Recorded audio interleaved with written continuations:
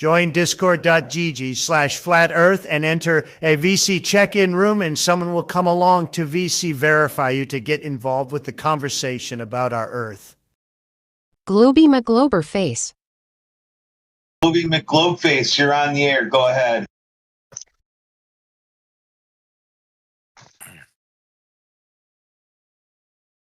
Good guy, Mike Globey. He sure does. Yeah, I got a mic. Welcome to the server, man. So do you believe? But do you believe the Earth is a sphere? No, not at all. Yes, I don't have to believe it. Are you 100%? What would you? Are you 100% confident though? Absolutely. Okay. And you also believe it's rotating, right? Like it's moving? Sure. Absolutely. Okay. Do you remember a point do you have a specific memory in your life where you saw the Earth either rotating, or did you ever see it as a sphere?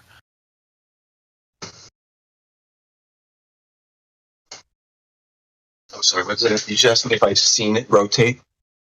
Like do you remember a point in your life where you saw something or experienced something, and that experience confirmed to you that it was a sphere? Now that you're looking for things, sure, yeah. If you just walk outside on your back porch and like look at this, look, no, you wouldn't necessarily know. But if you're trying to think about it and actually discover the shape of the planet you live on, yes, you can do that easily. Okay. Yeah. Are there any? Do you know if there's any measurements, like specifically like direct measurements or anything? Absolutely. Okay. Yeah. Where was the measurement taken? There's one here that was done at McDonald Observatory. Okay. And that one, is it over land or water? It's over land. Okay. What was the distance? Or I'm sorry, not the distance. What was the expected rate of curvature, the drop rate? It wasn't measuring what you would expect to see. It was a measurement to find out if there's any curvature or not. Can you explain it? Sure. Do you know what reciprocal zenith angles are? No. Say again? Okay. Do you know what reciprocal zenith angles are? No, I don't. What was that? Go for it. Enlighten us. Okay. Do you know what a zenith is? Yeah. Me, I don't actually. Go ahead. What is it? The zenith is essentially a measurement directly over your head, 90 degrees. So it would be like plumb to the earth. Okay. Right. So it's hard to explain without showing you guys, but if you picture two people a certain distance away from each other, both set up with theodolites. Do you know what theodolites are? Yep. How far? What's the distance you're using with these theodolites? This one was 1,200 meters, I believe. I got to look it up. 1,200 meters? Yeah, that's fine. Okay. So what they do is you have two locations set up with theodolites that are plumb to the earth. They take their zenith is directly 90 over their head. Then they observe each other through the theodolites, which are a measuring device to measure angles from eye level. Over 1,200 meters. Yeah. Yeah, so, what's your curvature over 1,200 meters? Well, it wasn't measuring curvature per se, but it was measuring angles away from each other. So if those two observers were angled away from each other, that was taking measurements of how much that angle was. Okay, how much was the angle, and what can you relate it into a measurement instead of an angle? 17 arc minutes. 17 arc minutes. Yep. And height That relates to height of? That relates to the two observers being angled away from each other by 17 arc minutes. 17 the arc distance. seconds, you mean, don't you? Arc seconds, yeah, sorry. Yeah, not arc minutes. Okay, So go they're ahead. standing on the Earth, they're angled away from each other. Is that what you're saying? By 17 arc seconds. 17 arc seconds, yes. All right, what's the error? Theodolites are Don't say there's no. It's 0.3 arc second margin of error, I believe, for theodolites. Over what distance? 2 miles, I believe it is. 3 miles. 3 miles for a theodolite. 3.5 kilometers, my surveyor says. That's the max he can do. Okay, that's fantastic. So you agree it's a very small margin of error?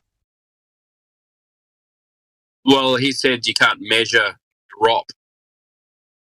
He said you measure angles. Yeah, this is in actual. That's what they actually measured here is the angle. Yes. These theodolites are actually supposed to do is measuring angles. Yeah. Yeah. Right. That's why I said they measured an angle. Yeah. So they measure the distance. They measure the angle that they're away from each other. Correct. Okay. So even though both theodolites are 90 degrees plumb to the Earth, they are actually angled away from each other by a certain degree. Okay, and that's auto leveled or manual leveled, or how's that? Auto leveled. Auto leveled. Yeah. Theodolites auto leveled. Yeah. All right. Well, I guess there are manual ones, I guess, but it's auto leveled, and then you got to correct it with a manualing level. So, and the only way to do that is to have a look at your actual target, and then set up a target in the middle, and then you got to get your level for that. So, right, yeah. This whole did they go through the all the steps of setting up the theodolite? No, they probably skipped a whole bunch of steps. Okay, so What? wait. Can you wait? Before we go further, can you post that measurement in the chat? I actually do want to see it. Do you have the link to that measurement? I just want to. We don't even need to hear anymore. He's already said that it's null and void. There was an error in the setup. Dude, I was being sarcastic. If you couldn't hear the sarcasm, it was slightly sarcastic. Sorry. What were It's they a 43. using? It's a 43-page observation. Oh my God. So you can read all about how they set up everything and how they tested everything. To summarize it, they tested 6 locations. 6 locations back to a centralized observation point. Here's the mileage. So Is it in the chat? Did you post it in the 57 chat? miles. It ranged from 20 miles to 57 miles, all the observations. with a theodolite. They did that with a theodolite. What power Then I go that telescope far. does it have on it? Hmm? What power scope does it have on it? I'll link you to all the details. You can. All right. 'Cause Yeah, I I wanna see that far. 50 miles. That's ridiculous. I don't buy it. Yeah, I agree with God Rockin. I've used them. My surveyor said 3.5 kilometers, and he'll end up with a 7 mil error. I've used them for years in my career, so never for any length. Quarter miles as far as I've ever used them for. Because that's what they're made for. They're not. I made use for them that. over 5. I use them 500 meters, and then I'll set up again. Yeah. If you're going to go any more than that, you do have to reset. You have to go point to point. Yep, that's what you have to do. Can you use them to measure the ground? Measure what? No, what do they you just mean? measure angles. Oh, they don't. You can They measure can't. grade. You can measure grade elevations, or you can, if you're line the theodolite up over the top of a square head. That's what they put in the ground for a property line or for a grade elevation for a foundation or a footing. You set it up over the square head, and then there's a plumb bob that comes right off the center of the theodolite, and it goes down. It has to be centered right on that nail, a finish nail, directly above that finish nail on that square head. And then the theodolite has to be leveled. You got to spin it 360 degrees and make sure that bubble stays in the center at all times, perfectly leveled. Then you can shoot it out in 90 degrees or straight off of that nail head. You can turn it left, right, make a 90-degree turn, and then you can aim the theodolite down. You can actually aim it at another square head in the dirt, and then you can have them make a mark on it with your pencil. You can lay lots out and footings and foundation walls very, very accurately if you know how to do it. But you got to be real accurate. And let me ask you this: so, what was the so when he said they're angled away? Do you think so? If the Earth were, what would the counter theory be like? Okay, if let's say he found them not angled away. Say they're not leveling them properly. They're getting an error of those arc minutes that he's talking about. If that sounds like a presupposition. I'm sorry, that sounds like a presupposition. You're assuming you're assuming it has an error before you've looked at the data. Well, he just asked what could be. Yeah. Check it out. If you're not there and seeing it with your own two eyes, there's no way you can say that theodolite was leveled properly and that it was shooting an accurate angle down. There's no way unless you're there and actually witness the leveling of the device. Because that guy, you have no idea how good he is at it, how many times he's done it, whether he even knows how. So if you're not there to see it, it's not valid. Did you witness the Black Swan picture of the oil rigs?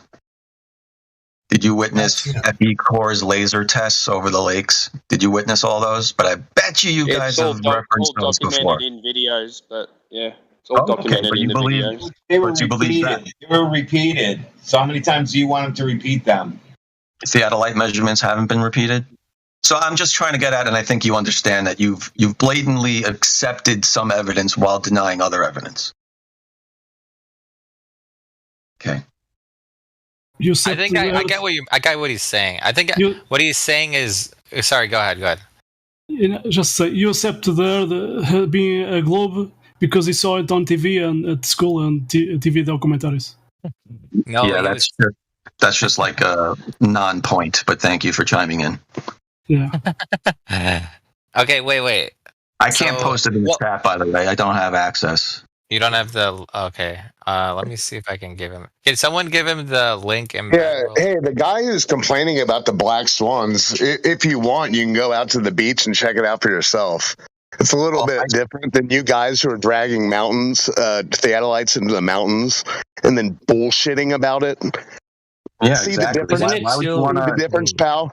So if you want to bellyache any further, listen. All I could do is drag the theodolite up into the mountain like you do, bullshit about it, and come here and be an asshole. Well, I can also go to the beach. Which one's different? Do you see the difference? Yeah, the beach isn't a measurement, so thank you. No shit. But the distance markers from the beach are, Einstein. Okay.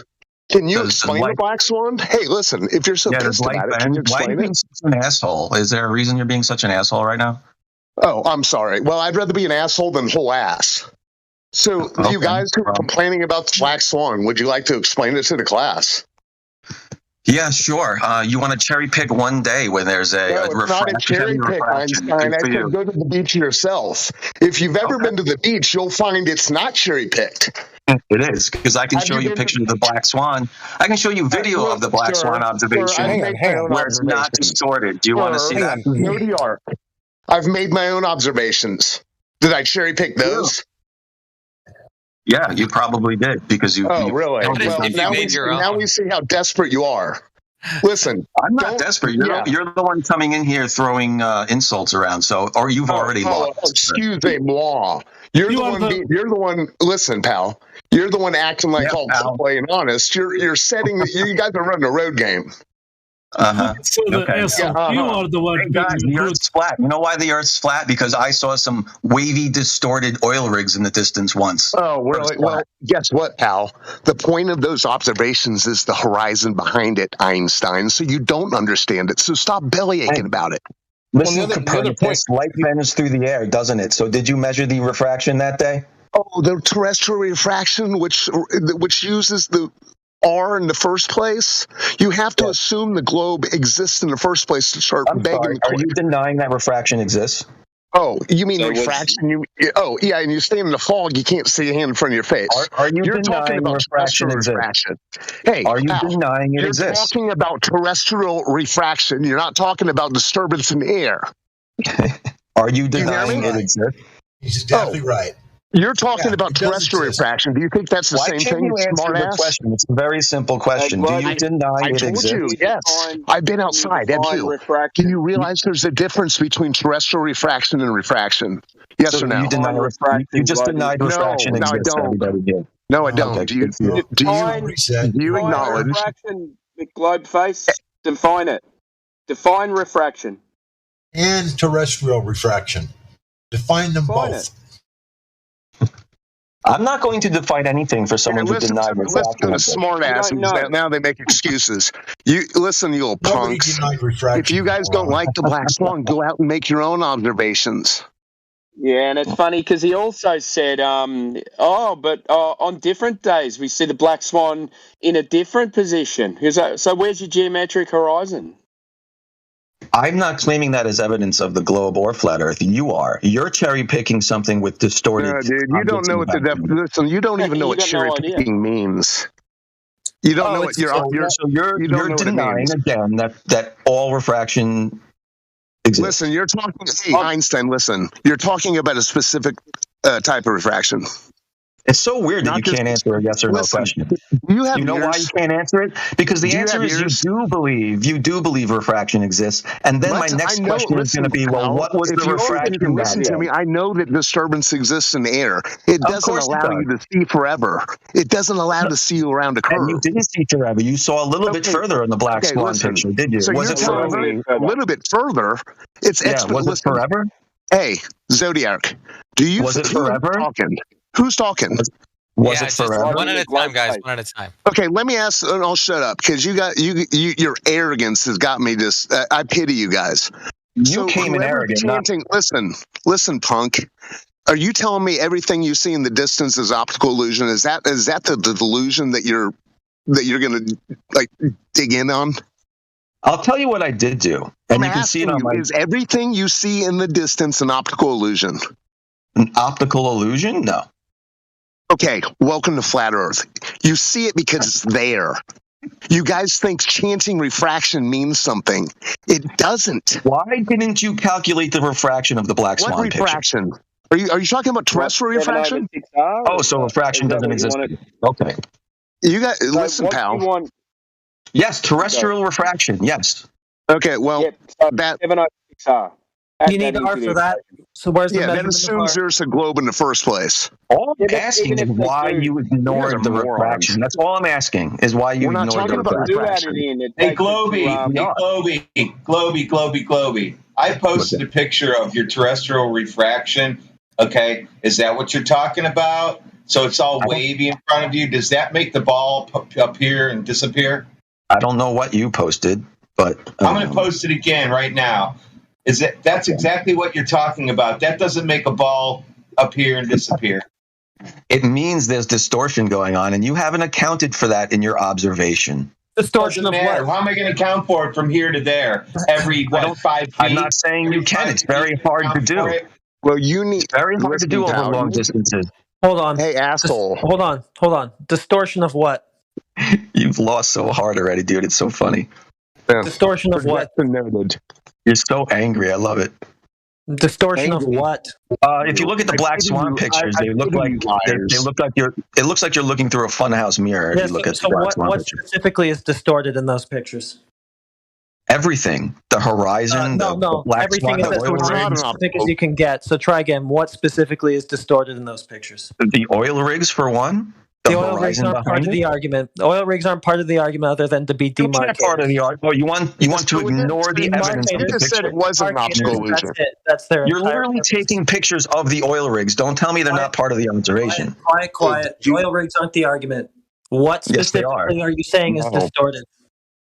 I'm saying that the distorted oil rigs prove there's heavy distortion going on in the picture, and you can't even argue. Okay, so what specifically is distorted? Things aren't an optical illusion. Now they are. Hold on. If an oil rig is distorted, that doesn't matter because that's not part of our argument, right? You're saying there's something else in the picture that's been distorted. What?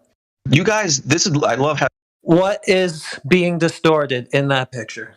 I've already told you 4 times. Yeah, but every answer you gave us had nothing to do with the actual argument. So, want to try again? Rigs being seen too far away? No, it's got nothing to do with the rigs being seen too far away. 100% does, and now you're lying. No, it doesn't. You don't understand. It's about the oil rig. It's about too much of the oil. You don't understand what you're arguing with. You need to go learn the argument and try this again because you don't even know what you're supposed to be addressing. 9.6 miles away, and the claim is that's too far to see from the shore? No. It's the horizon, Goofy. Yeah, you don't even know what you're arguing just with. The horizon now. You guys are ignoring the oil rigs now. What a moron. Yes, we are ignoring them, retard. They're marker points for distance. Yeah, they're marker points. The oil rig is 9.6 miles, and it should be blocked by the curvature of the Earth, right? This is what you guys always say. No, that's not the argument. That's not the argument. You don't know what you're arguing with. It's the distance of the horizon itself. How do you know the distance of the horizon without the marker of the oil rig? That's how you know it. It's not about the oil rigs being blocked per se. It's about where the horizon itself appears. We can see, given the demarcator of the 9.4 mile oil rig, right? It's further than 9.4 miles, which makes it much further than 1.2, which means that it's not the geometric horizon that you're arguing for. So my question is, what specifically is being distorted? Is it a 1.2 mile geometric horizon? So you need the oil rigs as part of as demarcators. So what specifically is being distorted? Is it a 1.2 mile geometric horizon? Oil rigs. Have you ever seen those pictures when what specifically is being distorted? If it's not a 1.2 mile geometric horizon, then nothing you have to say matters. Yes, it does, because light bends. Then is it a 1.2 mile geometric horizon that's being You're ignoring a variable in the observation. You're ignoring the point of the entire argument. Which is the 1.2 mile geometric horizon that must be there in that image if the Earth is a globe. Why? Are you saying it is, but it's distorted? Why? I've seen boats hover over the ocean. Is that exactly what the Earth's concave? No, are they? Have you seen Fata Morgana? Have you seen boats float? That has absolutely nothing to do with what I'm asking you. It doesn't. Yes, it does. Float on the road too. So shut up.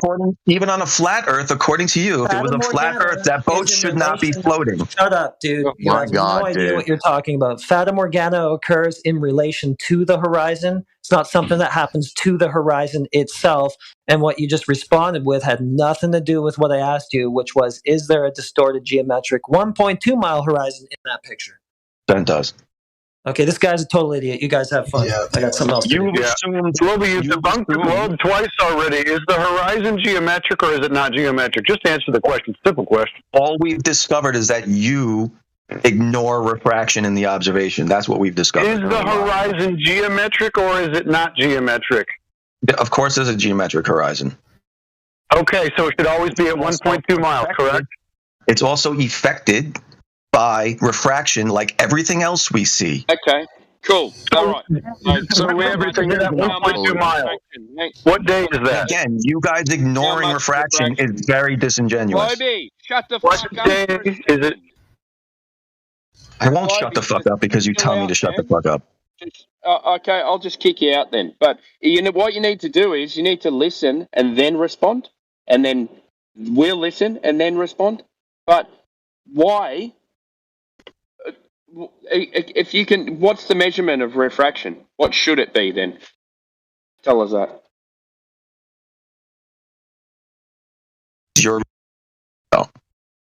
What should it be? What should you?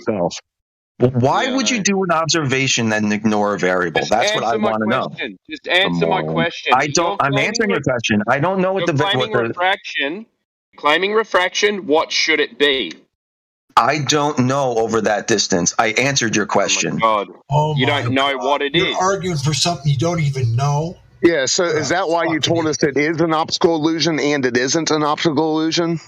No, you would use Snell's law for refraction. So Snell's law now. You're needing a terrestrial refraction, not Snell's law. What I'm telling you is over 10 miles, it's very hard to figure out what the exact refraction is going to be.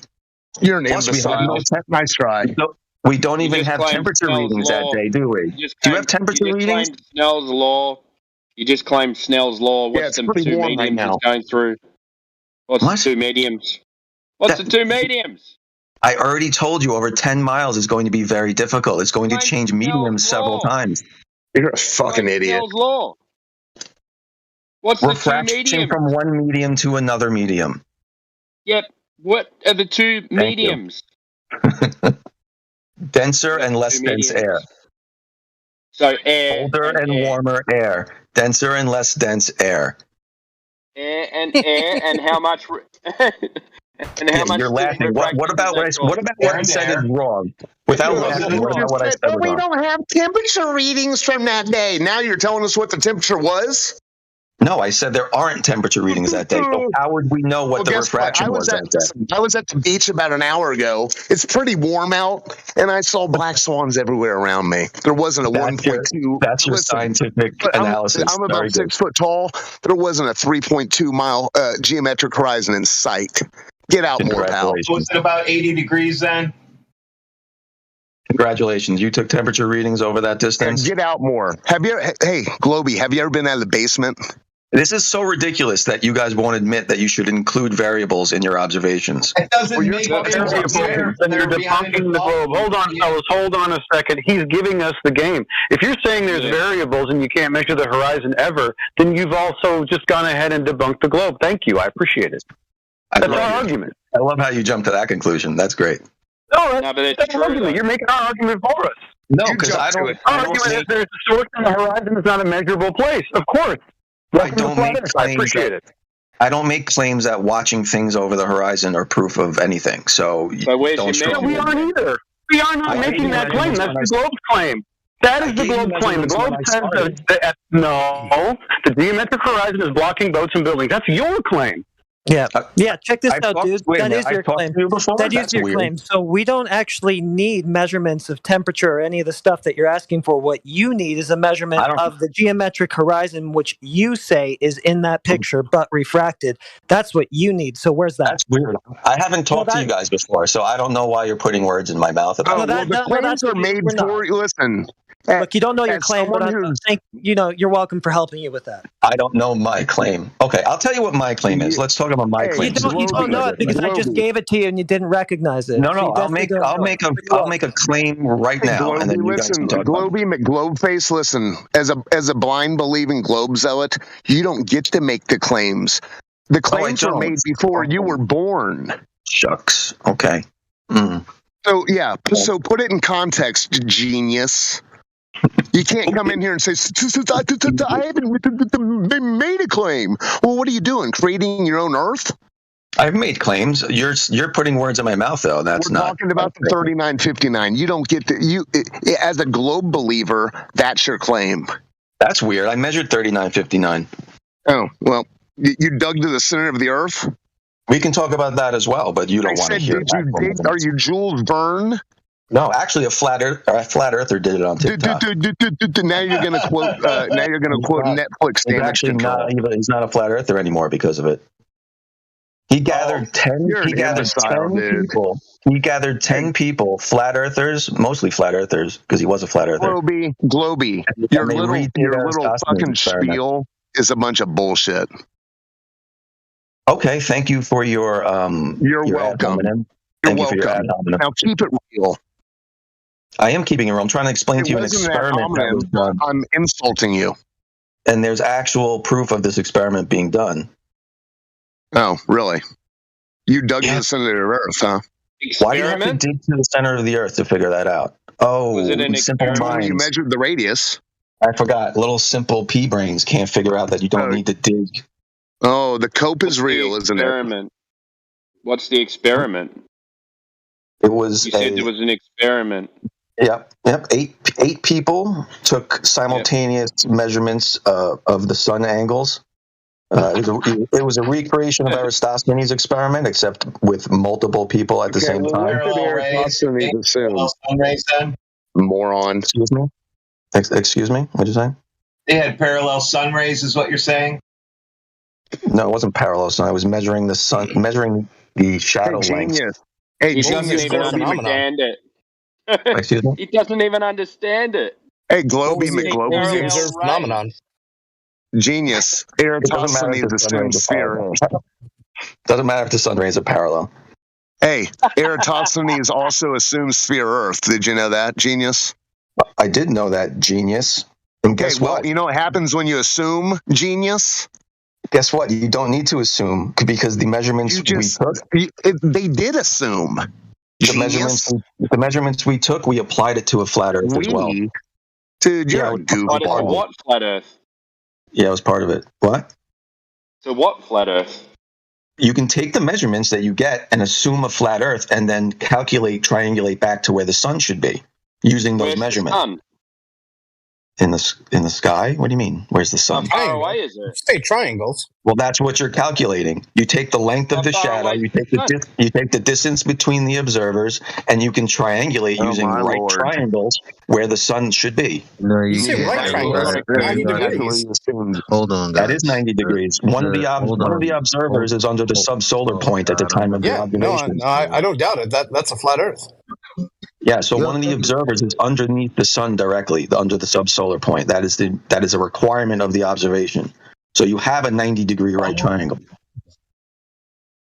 Yeah, but and then guess what happened when we measured all the angles? That we got different heights for the sun at different locations on the Earth at the same time. Yeah, that's because you can't. That's because you can't triangulate celestial bodies. That's why everybody knows that. Why are they magic? Why are they magic?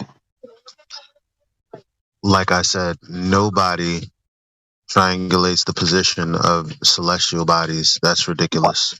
Why not? Why wouldn't it work on a flat Earth? If the sun is right there, it should work. It just doesn't work, period.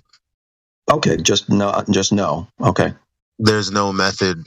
No. When we're there would be a method. The sun is right there. The moon is right there. Navigation, when we're using celestial navigation, using a horizontal baseline, there is no triangulating for any celestial body. No, that doesn't happen. There's no triangulation in celestial navigation, but I'm not talking about celestial navigation.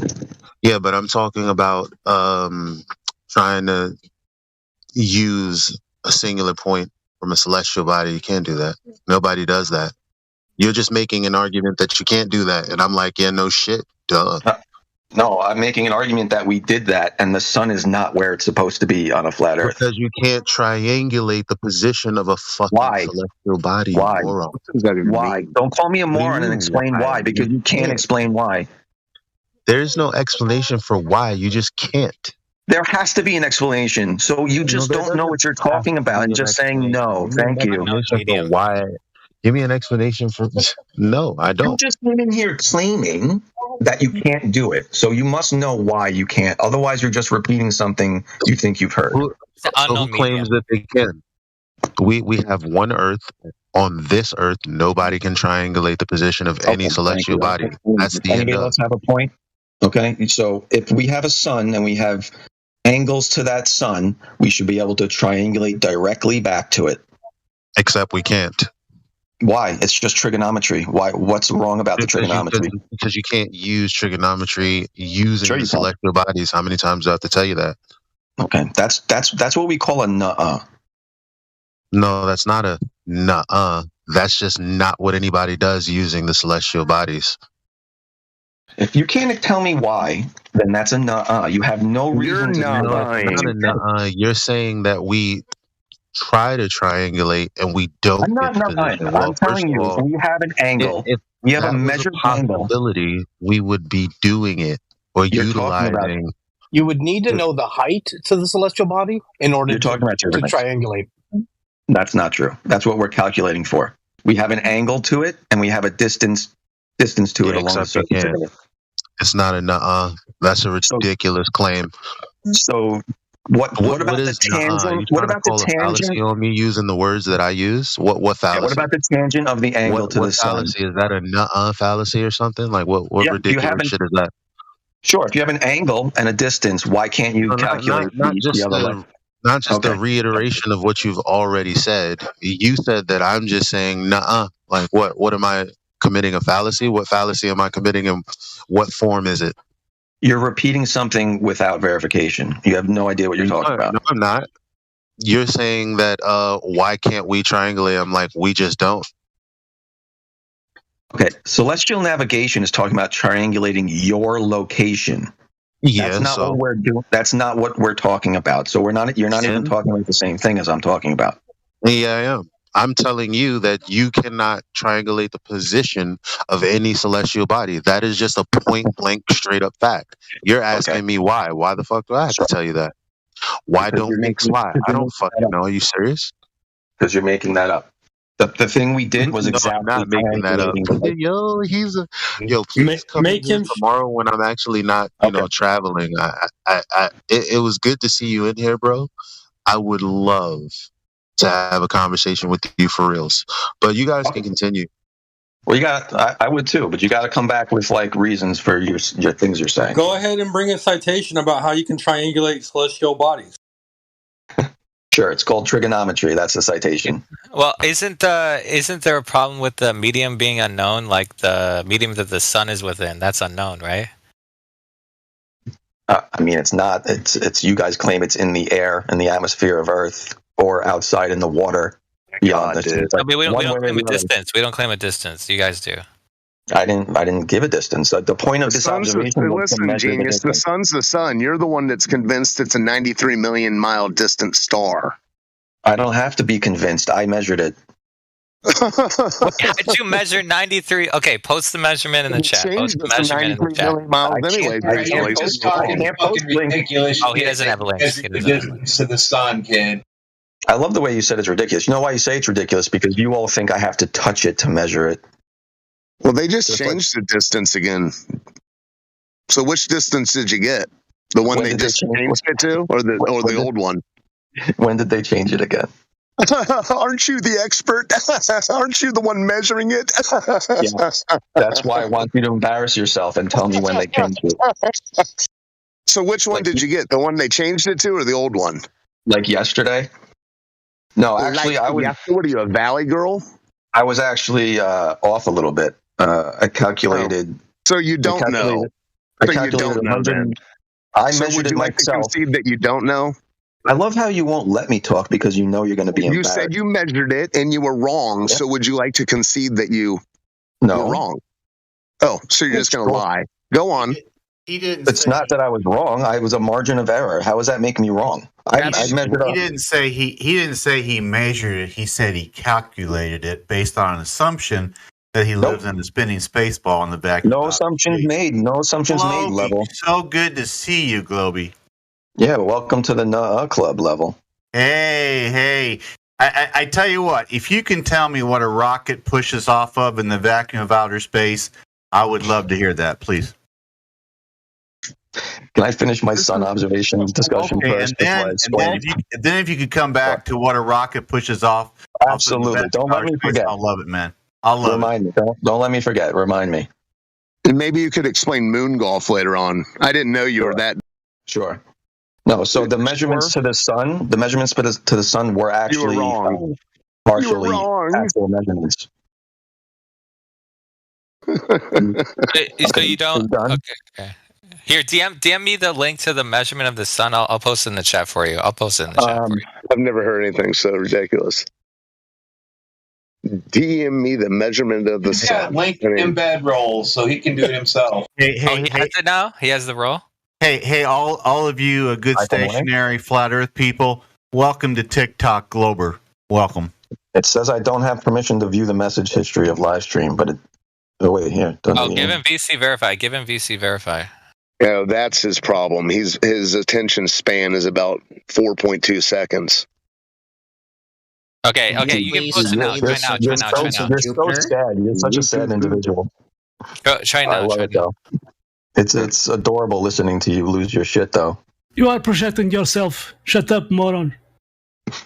You guys are fucking so triggered. Hey, listen, one of us called the other Hanky Brain, so wasn't me. this is the guy that I banned twice today. He calls us triggered all the time. Mr. GlobeyMcGloberFace, 42-year-old calls himself Globey, is the number one fourth grade debater on TikTok. I've had the privilege of going one-on-one with him twice, December and then a few weeks ago, and he literally debates at the fourth grade level, and I can't go that low. I can't go fourth grade because after I got done with Globey on a Saturday, 9 days later, I got to go 2 hours and 15 minutes with Professor Rob Parks, PhD astronomy, Georgia Tech, Georgia State University. And you know what? It is so much more enjoyable to debate a PhD astronomer, Rob Parks, and talk to him than it is to talk to any TikTok glober. When you talk to a TikTok glober, you are literally talking to a fourth grader, and you just will get a fourth grader in here, or Google, or Wikipedia to talk to, because talking to TikTok globers is talking to a fourth grader or to Wikipedia or Google. I promise. Well, I had no idea he had scraped himself off the bottom of the barrel. I guess that makes a little more sense. Would you like to try and explain the whole black swan observation again? Because I still want to know how he measured the sun. Yeah, we're waiting for the sun and the link. Yeah, you can post a link. Post a link in the chat if you can still hear us. What is going on here? I can't. Gave him permission. Really? Yes, Okay. Just DM it to you. DM it to me. Yes, he can. Yeah, you should be able to now. We gave you the ropes. We gave you ropes. I got it. And I also want him to make the measurements to Jupiter, the measurements to Saturn, the measurements to Mars. I want all those measurements. One at a time. I don't care about that right now. I want this distance to the sun. Yeah. What happened, Globey? Maybe he used the theodolite. Did TikTok not update you on the change distance of the sun? Wait, just post it. Where is it? Come on. I'm waiting. Are you able to see live stream voice text now? Yeah, he can. Globey, you see that? Yeah, I see it. Okay, yeah. Just paste it in there. Just paste it in there. All right. What do you think? I have it copied in my brain? I gotta go get it. Okay, yeah. Take your time. Take your time. He just did that. Didn't he? He should have all the measurements, all the stats, everything like he claims that we need to have for a photograph. All the stats? You wanted the... Oh, wait, here we go. Refraction for the day, he did it and everything. I will give Globey this. He's the first TikTok glober since I joined back here with 24/7 Flat Earth that has actually come over from TikTok. So he's the first one, so you got to give him kudos for that. Yeah, I wanted to see if you guys over here were any different from the TikTok Flat Earthers, because those level, literally he said no to everything I showed him. Oh my God. Including that geodetic surveying. It's so hilarious, man. Oh, wow. You guys assume everything. Globey, you guys start from assumptions and work backward. That's what you guys do. You pre-assume here we go, level. everything. He says he's okay with that. Globey, it's okay. I got to deal with level on TikTok. Globey, it's okay, Globey. It's okay. Yo, here's the deal. At least some of the guys in here are interested in talking, unlike you, level. You didn't even make a positive claim for me to go nuh-uh to. I asked you, was I getting a fallacy of some kind or something like that? You're back on that? Well, you just said people are saying nuh-uh, right? I literally said, there's no, because you can use trigonometry to measure the distance. You just interrupt my complete thought. I don't know how you do it on TikTok or whatever, but this is a different space. I know that you came in when most of the guys aren't actually in. I'm not actually in. I'm actually traveling to AC right now. But the thing is, if you want to have a conversation with us and ask us what our evidence is, that would be a conversation. If you want us to debunk the globe, that's a conversation. I guarantee you it's different from whatever the fuck they got over there on TikTok, because I'm not impressed. Well, so far it hasn't been much different. Not gonna lie. Well, I'm all you're doing is not making any claims. I'll tell you that. Excuse me. I gave you a direct measurement of Earth's curvature. Maybe you weren't here when I did that. No, I would. But can you please come back tomorrow, or just frequent? Just come back. That's all I'm saying. I'll be back. That's fine. I'll be back. I'm looking for different people to talk to. But I gave a direct measurement of Earth's curvature. I also was trying to explain to you how to measure to the sun yourself. Anybody could do it. You told us you measured to the you got the radius measurement. You went to the core of Earth. Yep, I told you that I went to the core of Earth to get the Earth's radius. Yep, that's what I said.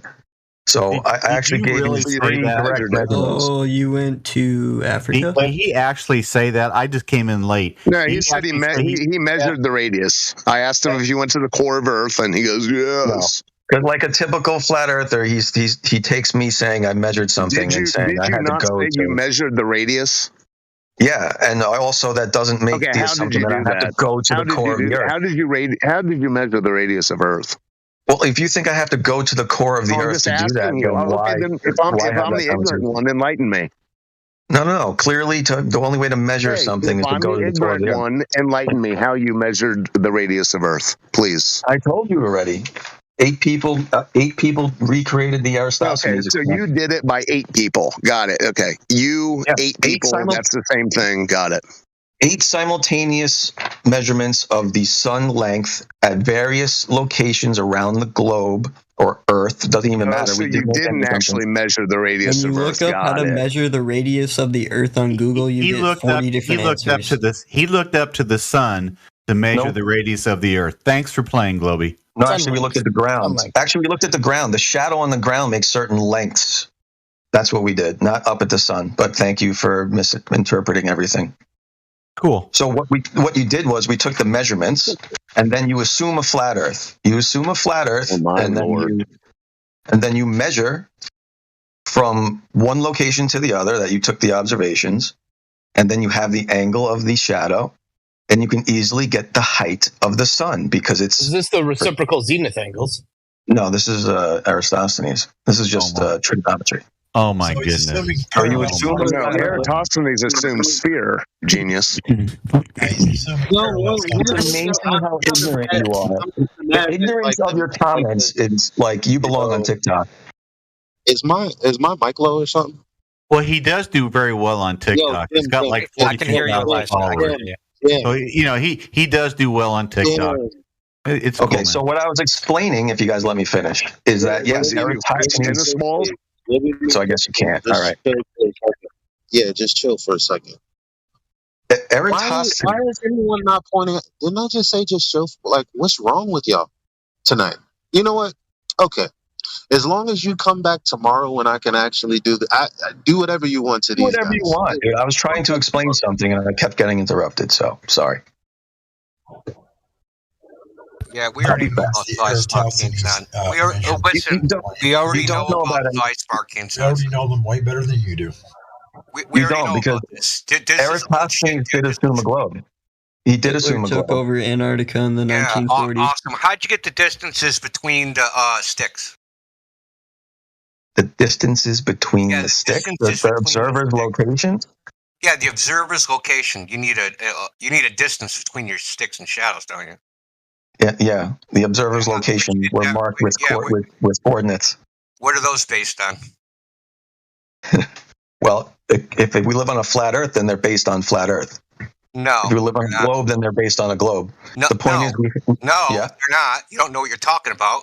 I've been listening to you rattle nonsense for about 30 minutes. Yeah, okay. Yeah, rattle nonsense. What are they based on? So the distances between points in the coordinate system are based upon the radius, that thing that you're trying to prove in the first place? Yeah. Yeah, so that's called circular logic. When your conclusion is within your premise. It's circular logic to take a distance. So you're saying we don't know the distances between 2 points? Yeah, that's exactly what I'm saying. Oh, okay. That sounds like a conspiracy to justify your conspiracy. Yeah. Co-partner, bro. Yeah, co-partner. So how did you measure it then? Coordinates, GPS coordinates. Okay. Already told you. How are those measured? So you don't use your GPS to navigate? No, I don't. Oh, really? You're the only one on Earth that doesn't use Google Earth to navigate? That's ironic. Why would I need to do that? I know where I'm going. I know how to read a map, as a matter of fact. Bro, don't. That's so disingenuous of you. I live in a city. I don't need Google Earth to tell me where I am. Okay, that's good. Well, 99.9% of the population does. So we're going to make up numbers now. Awesome. It's not making up numbers. Guess what? I put it in my GPS and I get to where I'm going. 99.9% The distance is very accurate, isn't it? Made up number, and you know it. I know it is. The world don't own a cell phone. What the fuck are you talking about? Oh my God. You're arguing so disingenuously. So what I actually wanted to come on, I want to talk about this spherical excess. That's what I really want to talk about. So you think first you admit that people navigate with First you admit that people navigate with GPS every day, lots and lots of people? Yeah, so what? Okay. Does it work? Yeah, so what? Okay, so the distances are right. Based upon satellites. Yeah. No, the distances are approximately right. Depends on how you do them. Okay, so thank you. So the distances were right. So that's why we use that. They're not right. Approximately right. Coordinate system. Approximately, but just enough wrong to throw off our... Listen, GPS does not use latitude and longitude. It uses something called Earth center, Earth fixed, which are in Cartesian coordinates. But you know that, of course, right? Because this is better than TikTok. Yeah, that's really great. Yeah, so you know that, right? Google Earth uses spherical geometry. How does differential GPS work? Google Earth uses spherical geometry. It does. GlobeyMcGloberFace. It actually uses a what the hell do they call it? They call it Web WGS or something like that. It's a special datum just for Google Earth. And Google also says that Google Earth is a toy that is only used for it's only good for entertainment purposes. Yeah, see how many times you have to spin Google Earth around to get all the way around once, GlobeyMcGloberFace. What is that going to prove to me? Well, have you done that? Well, you're the one saying that Google Earth is somehow roundabout proof of the Earth being a sphere. I didn't say that. When did I say that? You said it works and it's accurate. So why were you? He asked me how I got my distances between the observers, and guess what? GPS works. You use it every day. The distances are accurate. I don't either. Whether Earth's flat or round, the distances we are using lost all the time, dude. Because I can't stand someone saying. I just want to know, how accurate are they?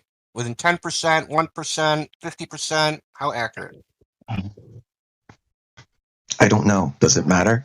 Yeah, it does matter. Why? You're the one. I think it was the between a bunch of freaking points with sticks and shadows. Yeah. So what's your point? My point is that you don't have that. You don't have the fundamental distance between the points. Of course not. So what would you accept? Walking it off, pacing it off? What would you accept? What would I accept? Let me think. Yeah. That's exactly what they claimed to do back in Eratosthenes days. Send a messenger to go fucking take some fucking steps, 500. Yeah, because they didn't have. Oh, shit, they didn't have WGS 84. They didn't even have that. Okay. So the word that is we don't have a primary source for Eratosthenes. We don't even have a secondary source. We have a tertiary source. So we also don't need to have his source. You can do it yourself. Yeah, cool. So you ever seen that video? I proved the Earth is round with my bike and 2 sticks. Yeah, except those were 2 sticks, and he didn't roll. I 100% agree, because he only used 2 observations. 2 observations, you can come to a conclusion of a flat Earth as well. So here's a funny part. When he's in the parking lot, before he goes on his little bike ride, both his little sticks, they're sitting right next to each other 3 feet apart, and they're measuring different shadow lengths. Why is that? You're measuring different shadow lengths. How far apart? They're about 3 feet apart, and difference in shadow lengths like 1/4 of an inch. Because their sticks were probably different lengths or off at different angles. Well, how's that possible? Because they're both L's, right? And if the shadow is not cast on, No, what he did. He made two. He made an L out of 2 meter sticks, a vertical meter stick and a horizontal meter stick. And he had two of these apparatus. I don't know. Is this a video I can go watch? Yeah, hold on.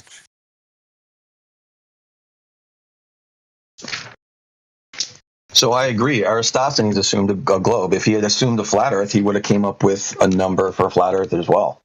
But the Chinese assumed a flat Earth. But you can do that with more than two. They did the experiment at the same time that Eratosthenes did. The Chinese did. Yeah. Well, my point is, if you do it with more than two, you don't have any ambiguity. No, well, there's another thing that was mentioned when you said if you use a flat Earth, you can't get the height of the sun.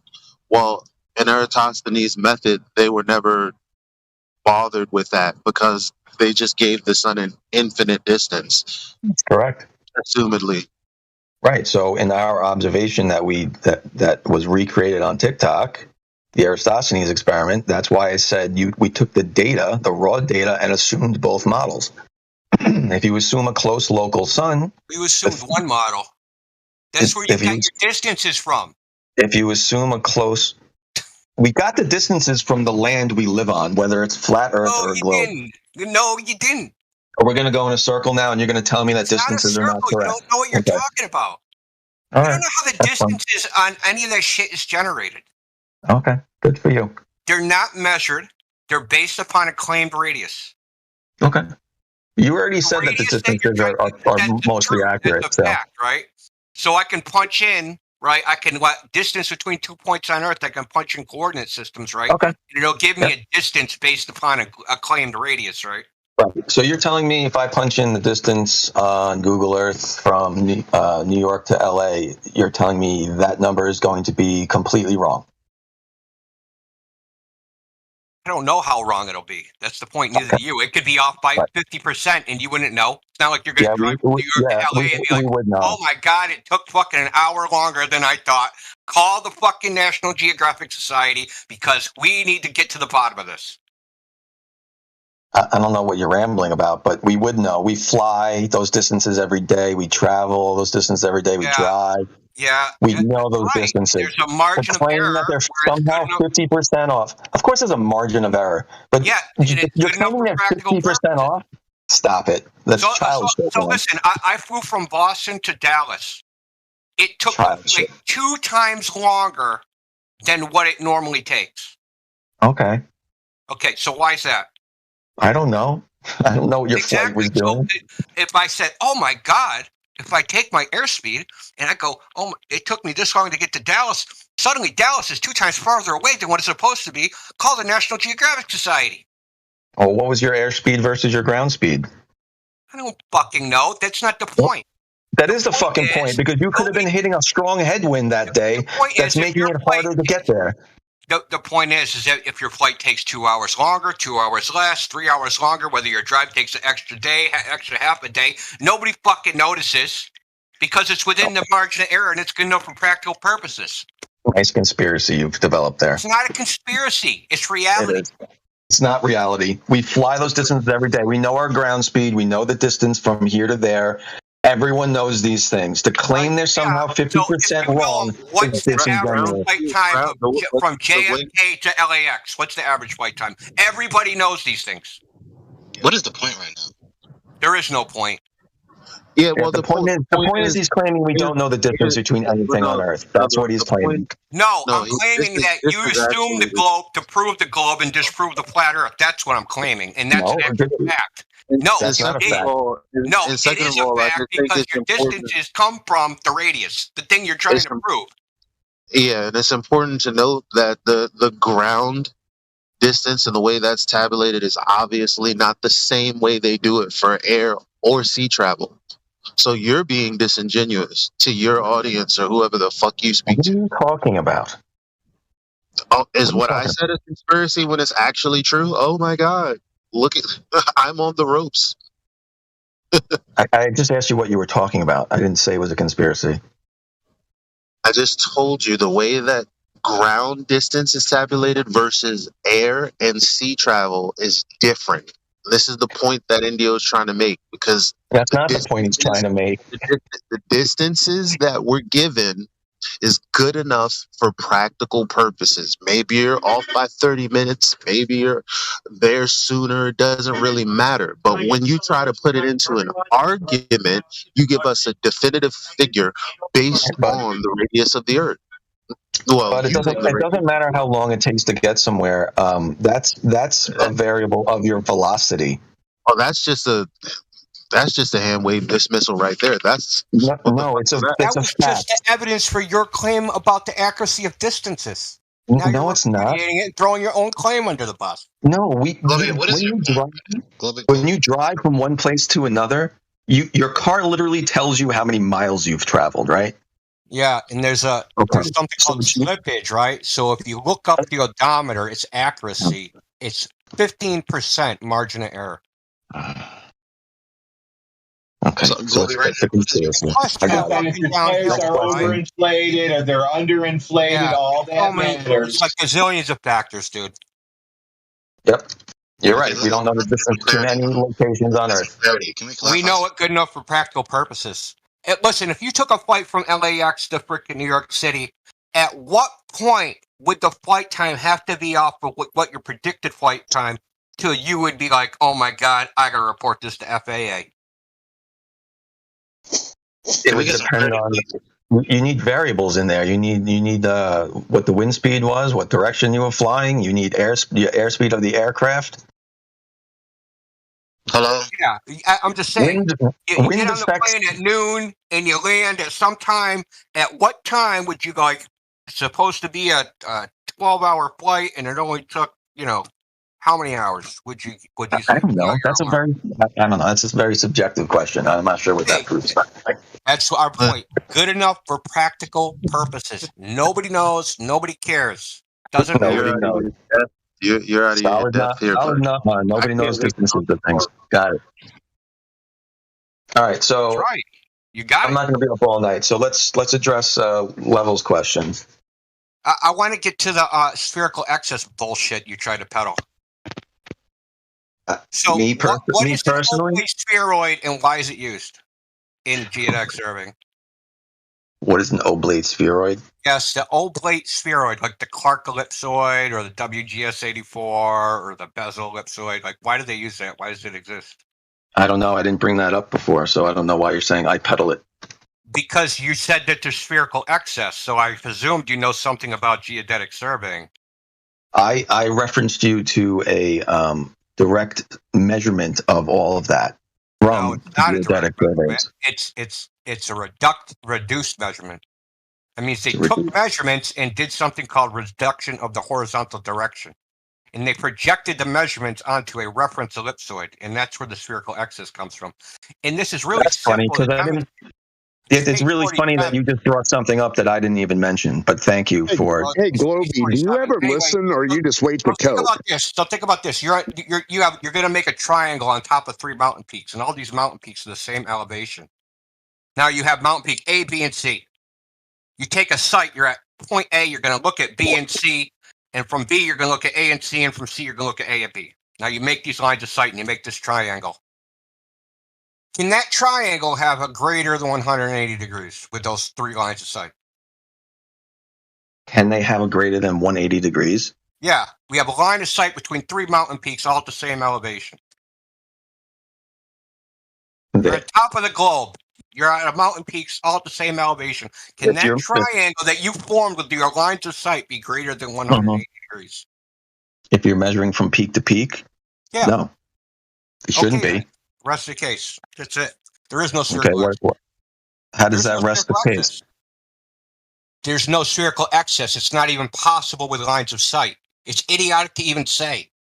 I wasn't talking, but I never mentioned line of sight observation. So again, you're mischaracterizing and misunderstanding what I'm talking about. How do you just use buzzwords than typical TikToker. How do you survey then without lines of sight? What are you doing?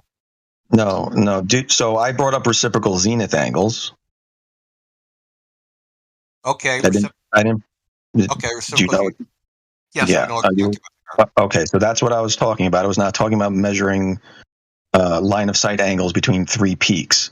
Okay, so how did you compensate for deflection of the vertical and curved plumb line?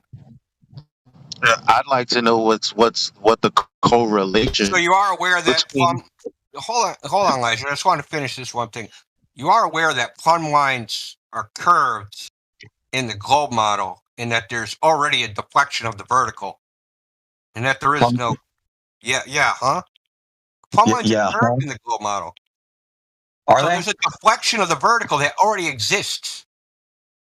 Yeah, there is. Yeah, there is. Mm-hmm. In the model.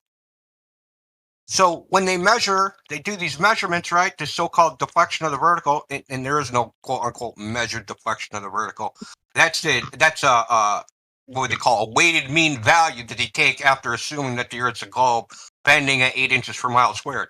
But I'm not even going to get into the fucking mathematical details of it. Point is, there's no measured deflection of the vertical, or there's no measured reciprocal zenith angle tilt, because it's not compensated for with deflection of the vertical, which can be as great as 0.70 degrees. So these claims by idiots like Jesse Kozlowski, who banned me from his YouTube channel 5 years ago, right, that there's reciprocal zenith angles, is nonsense. It's utter nonsense.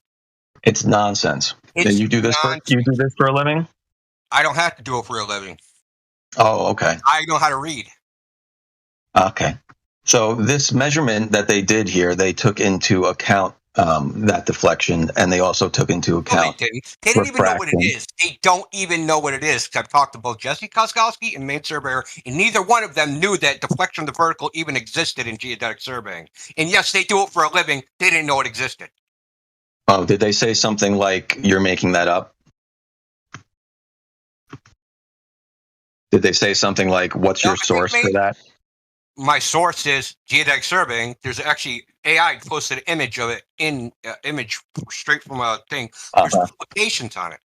There's literally publications that say deflection of the vertical and curvature of the plumb line done by the University of fucking New Brunswick Institute of Geodetics and Geometric Surveying. It's not something I made up. It's there. They're supposed to be so-called experts in their field, and they don't even know about anything about their field. See, they're end users. I have a friend in high school. When he was in high school, he did surveying. That's the level of skill that it takes. So saying, yes, I know all about the internal combustion because I drive a taxi, that's a bunch of horse shit. Okay. That's These nice. guys are end users. They take a device. They were taught how to use it. They know how to write down their frickin' readings, and that's all they know.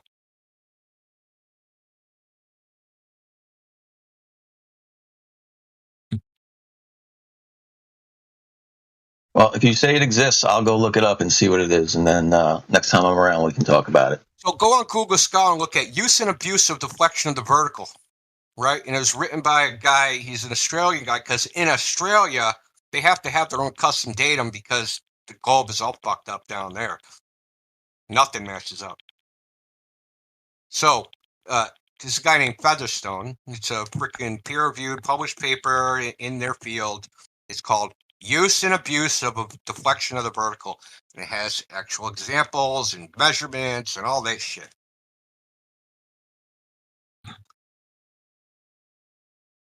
That's just one. I have way more than that. But that's just like, whatever. I'm also curious, so why do you think the black swan is a one-off? Like that was like the only observation of that. I didn't say it's a one-off. I said it's an abnormality. It's an abnormality that you're cherry picking. That it's an abnormality. What makes you think that? Have you ever looked at the black swan picture? There's a bunch of them, but there's a bunch of them. That's the thing. Which one? Well, we're talking about the oil rigs. Yeah, there's a bunch of those. Can I mention something? Like this is oh my god! Let me educate you real quick. The black swan is based off of a logical argument. If P, then Q, not Q, therefore not P. So I went to my beach and I applied the formula 1.2 times the square root of the observer's height in feet, which was mine, 6 feet. And guess what? There was no horizon distance where I expected it to be. That's the argument.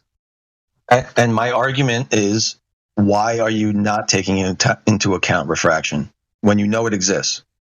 Well, then doesn't that just fuck the geometry that you claim? Oh, well done. No, it doesn't. No, leaving out a variable and then claiming you've discovered something when you've left out a variable is disingenuous. No, so then how'd you ever measure how did Al-Biruni at the top of a mountain get the radius from looking at the horizon? If there's refraction, was it no Atmo day? No Atmo day. Exactly. Did I reference any of his measurements? No, I'm just saying you don't know enough. That's all. So you can just claim I don't know enough. I am saying that none of us can use just visual things looking at the horizon without taking into account all the variables. I'm literally sitting here saying that. I'm not claiming I have evidence of something and then leaving variables out. Okay, so I'm telling you should stop doing that. I'm saying it from a position of ignorance. Okay, then which part is ignorant? Well, why don't you use your ears? Oh, use my ears. That's how it's ignorant. Thank you for the details. Use your ears, and it's 24/7. Relax. The lecture will continue. Let me ask you a question. Since there's this refraction going on all the time, 24 hours a day, 7 days a week, is the horizon physical or optical? The horizon that we see? Depends. Depends? What's it depend on? It depends on the variables that you're leaving out. So you don't realize what question you just asked. You just asked you a basic Yes, I did. If there's a very low refractive day, it's going to be pretty much geometric. There could be a possibility of an ideal. That's my whole. That's literally that's my entire point here. No, you don't. How do you tell the difference? How do you tell the difference of what if you're seeing heavy refraction? Don't go over the horizon and suns don't set around the curve of the Earth. Sure, they don't. We've all seen sunsets behind it. That's the optical effect, right? That's an because if the horizon is a demarcation line of the sun and these boats and the mountains, then and that horizon is not physically there, then the horizon's just some optical effect obscuring everything, right? No. Refraction doesn't make objects disappear bottom up as they travel further away from us. That's ridiculous. But the horizon itself is refracted. What are you talking about? Horizon itself is refractive. You're saying that the horizon is refracted in the black swan. The horizon has to be refracted to 10 times the distance it's supposed to be. That just makes the horizon appear in a different location than it actually is. A little bit further out, a little bit closer. So if there was a boat, hold on, Elijah. So if there's a boat 10 miles away in the black swan and that was disappearing over the horizon, that would be the what horizon? In the black swan picture? Because in the black swan, the horizon is a mile away, right? Yeah. And the horizon is greater than 10 miles.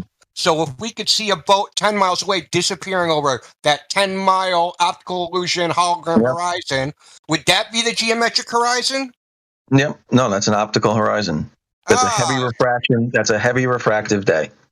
So if we saw a boat disappearing over that horizon, that would not be the curve of the Earth. Which is evident by the huge distortion we see in the oil rigs in that picture. Okay, but just answer the question. So if we saw a boat disappearing over that horizon in the black swan, that would not be the curve of the Earth. What? Eventually it would be, yes. Eventually. Yeah, things don't disappear bottom up from refraction. So, yes. That's incorrect. That is 100% correct. That is incorrect. It's been demonstrated, proven, peer-reviewed. No, it hasn't. Yes, it has. Peer-reviewed? Come on, dude. It's in a peer-reviewed paper. Sorry. Okay, what's their source for that? Can I look it up? I'll post it right now. Okay, thank you. Love to read this.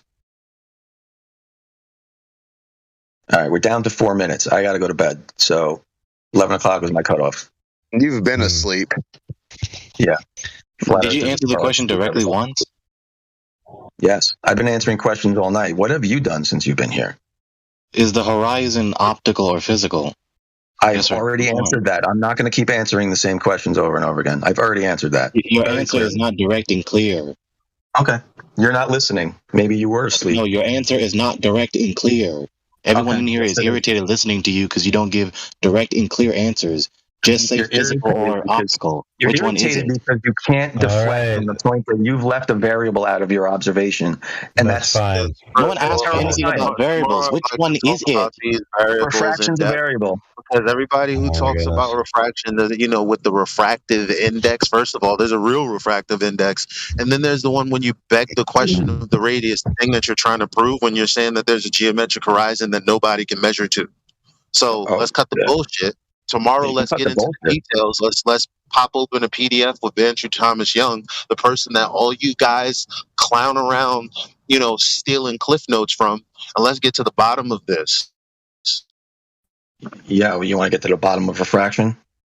In the meantime, Indio posted you the reference that he was speaking about, so you can look at it. And you can go on that YouTube channel and see about 20 more of these. But I don't know why anybody would deny that an alternative path of light could cause the bottom of something to be unresolved. It just makes perfect common sense. I don't know why anybody would refuse to believe such a thing. That's the irritating part when listening to people the likes of him. Like, what is the point in denying that? Demonstrate it. Did. It's in the live stream. What is this, a video? Yeah, it's a video. So this lake is 1,000 feet long. The camera height's 2 inches. They take this little RC boat, sail it away. The horizon's supposed to be 2,600 feet away. So how does the boat disappear behind the horizon it can't be at yet? And then there's the National Geographic one where they take a flag and they sail it on it. They row a boat or do whatever. I don't know if they rowed or what they did. But they sailed it away and they had this flag and the bottom stripes disappear. And then that's the curvature of the Earth. That's why they're disappearing. But you can clearly see the horizons behind the flag. So it can't be the horizon blocking the bottom of the flag. So there's that. So your claim is that refraction is not my causing claim. the sunset? You're claiming the refraction's causing a sunset to disappear bottom up. That's what you're claiming? No, that's not my claim at all. My claim is that the horizon is an optical effect. It's not a physical place you can go to. It certainly isn't the edge of a fucking ball. So, I mean, that seems like what you're claiming, because what's causing the sunset to disappear bottom up then? The limit of your vision, where the horizon appears to be. That's the limit. Part of optical phenomenon, don't you understand? Yeah, there's so optical phenomenon, so a vanishing point. So an optical phenomenon. No, it's just an optical phenomenon. Oh, optical. So it's just magic. No, not magic. I mean, do you want me to get technical? What kind of stupid-ass cavil is that? It's called total internal reflection, but you don't know what any of this shit is. So we can go into the weeds if you really want. No. I'm asking you questions so that you can say I don't know, and then we can move on. No, I do know the answer. Total internal reflection. Okay. Explain that to Just me. demand that the opponent just says I don't know so that you can try and pummel him again. And see how I'm asking for answers. He said I don't know, and then when I questioned him again, he said, "Well, if you really want to know, it's internal." No, I did not say I don't know. Reflection. I did not say the word. He never said that. Well, you said it's not reflection, and then you said it's not. I said it's not refraction. Refraction. And then you said it's not vanishing point. How about you just stop trying to stop insisting that someone is wrong and just actually listen to what the hell they're actually saying to you? He doesn't know how to listen. I'm trying to get. He doesn't know how to process. You listen, then process what you hear. Okay, so I'm going to process what I just heard. 2 seconds ago, you guys said that boats disappearing over the curve are from bending light, from refraction. No. We said that the horizon Dude, you're is not a clueless. physical location that boats disappear behind, and that's your position. Okay. No, but you're trying to maintain two positions. That when I don't see the boat disappear, when I see a boat disappear bottom up, that's Earth curve. But when I don't, there's refraction. Yeah, so let's try this. It's so hard. Someone on here says it's so hard to believe that bending light makes things disappear from the bottom. Yeah, absolutely. So let's talk about it. So I'm sorry let's that I'm rephrase talking it. to 4 people here at the same time. Yeah, no problem. Yeah, no problem. I'm not, No problem. And you're only talking to two productive people. But anyway, are you of the claim that the only thing that can obstruct the bottoms of things or cause the bottoms of things to not be seen is Earth curve obstruction in the way? Is that your position?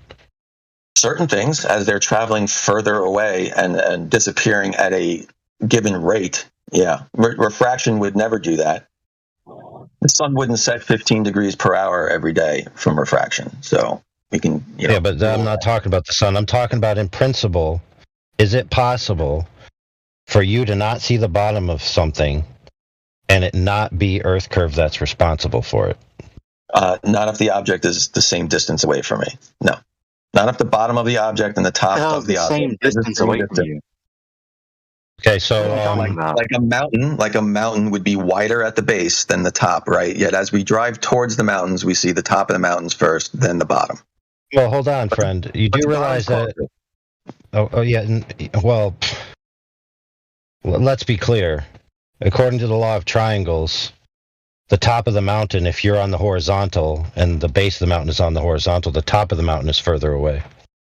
Exactly my point. Yet you're seeing it first. But they don't occupy the same angle in your field of view, do they? Yeah, one's a lot closer to you.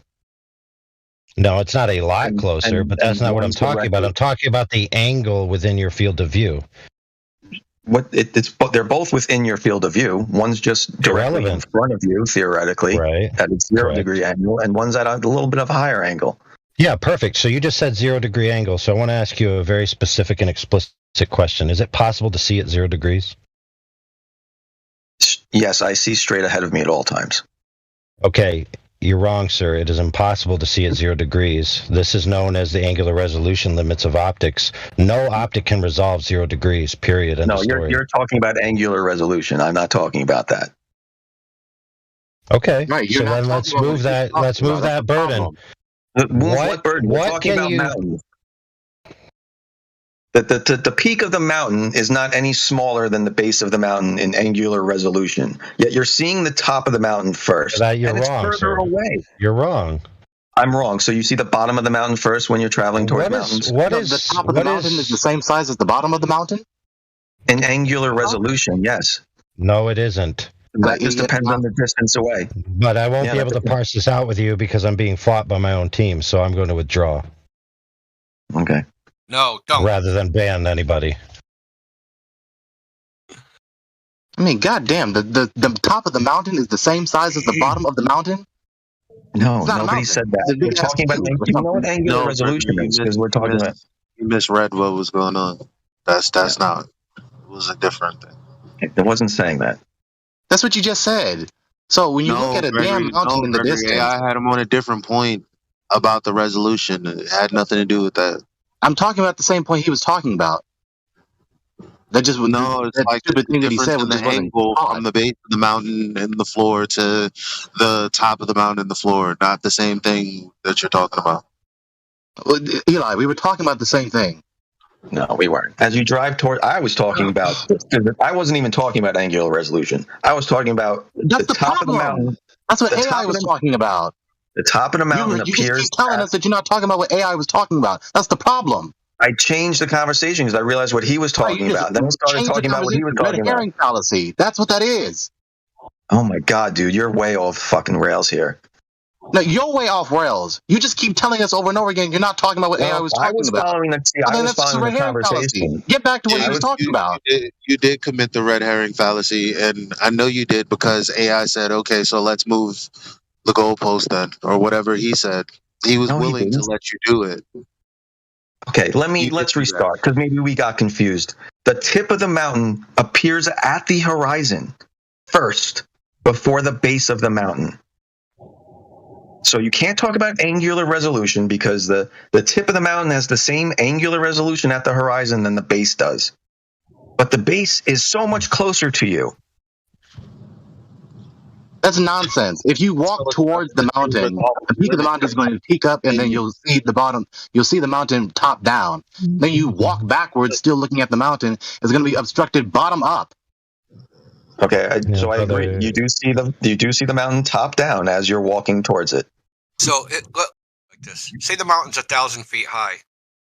and you're at the bottom of the mountain, and you're 6 feet tall. Now you have your field of view. Mm-hmm. Below the center of your vision, your eye level, is 6 feet. That's sub 10-1 visual angle. And above your eye level is the rest of the mountain, the other 9,994 feet, which subtends a larger visual angle. What can't you understand that the bottom will disappear first? Because the bottom, the part that's below your eye level, is going to hit the limiting angle before the rest of the mountain. There's a problem. My eyes have one angular field of view. Oh, they don't have an eye down and an eye up field of view. When I'm looking straight at the dude, that's how a red herring works, right there. dude. That's dumb as hell. Perspective works, bro. You even know what a red herring is? About? Yes, I do, because the point that Indio and AI tried to make is that because of the difference in the distance, the resolution is your ability to resolve it is obviously going to be different. Like right. I'm not going to be able to easier to see. The bottom should be easier to see. It's much closer to you. It's nonsense, bro. No, let me answer to this, friends. Oh my God. It could be tens of miles closer to you. Just neglect angles, right? Just neglect angles altogether, right? Just forget that. What angles? What's the field of view of a human eye? What's the field of view of a human eye? Time out. Look at what Donato posted. Okay? Do you understand this graphic? The part on the right.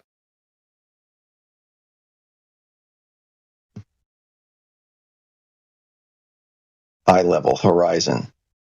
Yeah, the part on the right. You see how this little Empire State Building here? Uh-huh. Below the eye level, that's one angle, but the rest of the building, that is sometimes a much larger angle. Now, why can't he see below the fucking ground? I don't know. The ground's in the way. No one's talking about the ground being in the way, sir. What are you talking about? Okay, so his point stands and you haven't refuted it. Oh my God, he's worse than I thought. In the picture you're showing, that's his eye level. That's not the ground. Dude, we get that. You're refuting and saying that. So his total field of view is 62 degrees. If you were to but within his total, at some point, the angle is going to be too small to solve. While you can still see the much larger angle up above. It's oh my God! Right, the fifth grader would understand this. Yes, a fifth grader would understand that my eyes aren't divided into two fucking planes. Okay, guys. You see what the fuck do you think you're countering? Your eyes see one field of view. What's the field of view of a human eye? Hold on. Here's another example a fifth grader can understand. So if I have a brick in front of me, I can see it. If I move it out 2 miles, I might not be able to resolve that brick. If I build a tower on top of a layer of bricks, then I'll be able to see the tower, but that doesn't mean that all of a sudden I'm going to be able to see the bricks that were unresolvable. Hello, McGlobeyFace. Oh my God. Okay, so the human eye is the intellectual high ground here. We are seriously denying that we have various angles of sight. Gregory. Listen. This is very easy. Okay. The eye has 95 degrees of field of view. That was borderline and ad hom. I'd like you to address what I just said. What was borderline and ad hom? Here we go. Not addressing the point that I made. How about you address it? What was your point? A tower, and you're not going to see the bottom. Wow.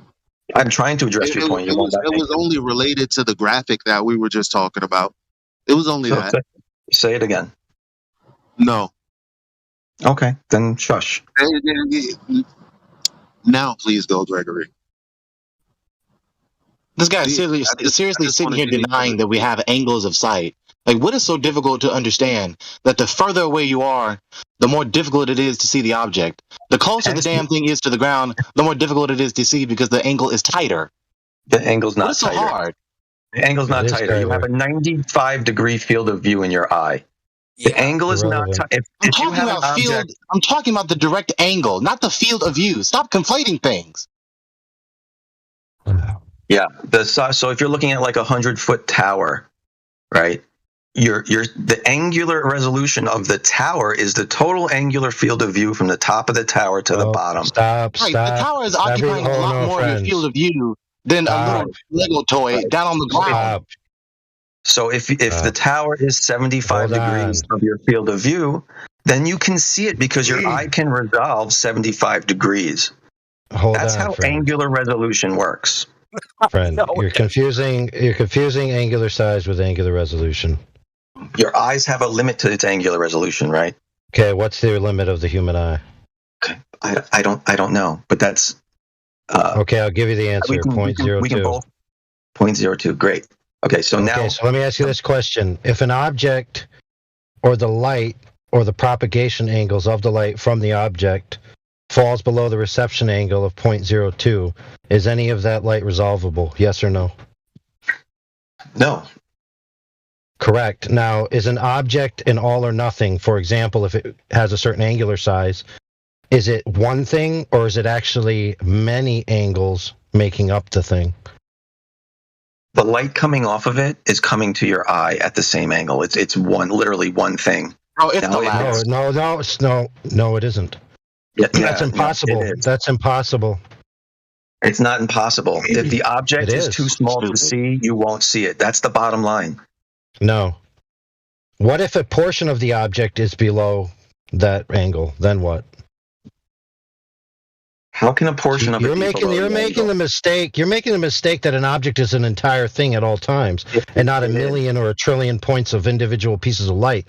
All of those lights must pass through the propagation angles to reach the target optic, right? So any portion of that light where the propagation angles and the reception angles are lower than 0.02 degrees, that portion will be unresolvable. Sure. And that would happen if you have something that's, say, getting further away from you as it's getting taller. Because as you go up, the part that's getting further from you is getting smaller and harder to resolve to a point where maybe you wouldn't see it anymore. Okay, they have to be changing. It's not just about distance. It's not just about distance. It's about the angles of propagation. Unless you're talking about refraction. What? No, listen, friend. Regardless of the distance an object is from you, any light that enters the optic below the angular resolution limit, where the reception angle and the propagation angle are below that limit, all that light is impossible to be resolved. It's below what you can see. Yes, I agree with you. You're also just applying it incorrectly. What is the incorrect application? Because if you're looking at a mountain, the bottom of the mountain isn't harder to resolve because it's closer to the ground. You're making that up. No, listen, friend, pay attention. You already conceded that if the angle is below your angle, then you won't be able to resolve anything. And it just so happens that a portion of a mountain far away from you, the bottom will subtend that angle. The bottom is harder to resolve than the top that's further away. Yeah. And smaller in relation to the bottom. Yes, because it's not below the limit. It's literally further away and harder. But it's not below the limit. Listen. I'm not going to fight my own team. Then the bottom isn't. Friends. I'm not going to fight my own team for the mic. I don't need a cheerleader. Thank you. Weird in here. I know, huh? I could make it a lot less weird real quick. But anyway, friend. So the top is harder to resolve than the bottom. What? No, the opposite. So the closer part is harder to resolve than the further part. Correct. Just because it's the closer reason to the ground. is no, it has nothing to do with that. It's because it's closer to the point at which the reception angles and the propagation angles fall below your angular resolution limit. So when you have a mountain, right, it's a multitude of things. It's not just one thing. It's the bottom plus the middle, it's the bottom to the top. All of these different packets of light have different angles of propagation to the optic, right? Mm-hmm. And it only matters what angles of reception you have that you can actually resolve something on the sensor. So you have more available angles from the bottom all the way to the top than you do just at the bottom to the bottom. So yes, it is true, according to the law of triangles, right, that it's going to subtend a different angle in your field of view. And if those angles fall below your angular resolution limit, since we already all understand that the reason why it's called the limit is because that's where your resolution fails below that number. So if any portion of the mountain falls below that, you won't be able to see it. I would agree with you. And I'm also going to disagree with your pseudoscience explanation. What? How's that pseudoscience? So the law of triangles is pseudoscience? No, you're applying it completely half-assedly to the bottom part of the mountain. It's harder to resolve because there's less angles available in your eye. That's absurdly I just want you to stop and think about what you just said. There's less angles available of light entering. Where there are angles you simultaneously are going to say it's not harder to see? That makes no sense, brother. It makes complete sense. Really? So your claim is that when you have less available propagation angles, you shouldn't see a reduction in what you can resolve? No, I'm claiming you're applying that completely incorrectly to the observable facts we're talking about. Well, that's great, but you failed to demonstrate that in any meaningful way. You failed. It's your claim. You demonstrate it. No, you're talking about a claim. What? The fuck? No. Your claim is the reason we don't see the bottom of the mountain is because your claim is that his application is wrong. You prove that. I prove what? You just said that his application is wrong. You prove that. The hell are you doing? I don't know. What are you doing? So either prove that your critique that he's applying it incorrectly is wrong. Either prove that critique or shut up. Sure, yeah, I'll prove it. The eye's angular resolution, the eye's angular field of view is 95 degrees. That means anywhere within that field of view, you can resolve an object up to the minimum of your, or the maximum of the eye's limits. And when it's not in that fucking limit, can you see it? No. Thank you. Perfect. All right, so now we rest our case. We rest our case, brother. Thanks for conceding and agreeing. No, nobody conceded and agreed. You just did, brother. You said that if it falls below that angle, you won't be able to see it. No, the whole point is the mountain, the entire mountain is within your 95-degree field of view, which means your eye is completely available for all the light angles of that mountain to enter your eye. Hold on, friend. Hold on. Nobody interrupt me. You just, by your own admission, denied the existence of the angular resolution limit. Now, you're going to say you didn't, but rest assured, friend, you did. No, what you did is completely make something up to make it seem like it's going to work. Okay, friend. So, Mr. AI invented the Rayleigh criterion, named after Mr. Rayleigh, who's the actual inventor. Mm-hmm. So Mr. AI invented the law of triangles, which was actually done by, what's that guy's name? All I know is he came before I was born. So Mr. AI invented all of these things just so that he could make a point that you don't like at some time in the future. No, you made it up. That's your claim? You made it up. Oh, I made it up that if an object falls below your angular resolution limit, you will not be able to resolve it, whether or not it's in your 95, 75, 25, or 10-degree field of view. Nope, I agree with you. You didn't make that part up. The part you made up was that part of an object, especially one that's closer to you, is going to be below that resolution limit when the part above that's further away is absolutely not part of that.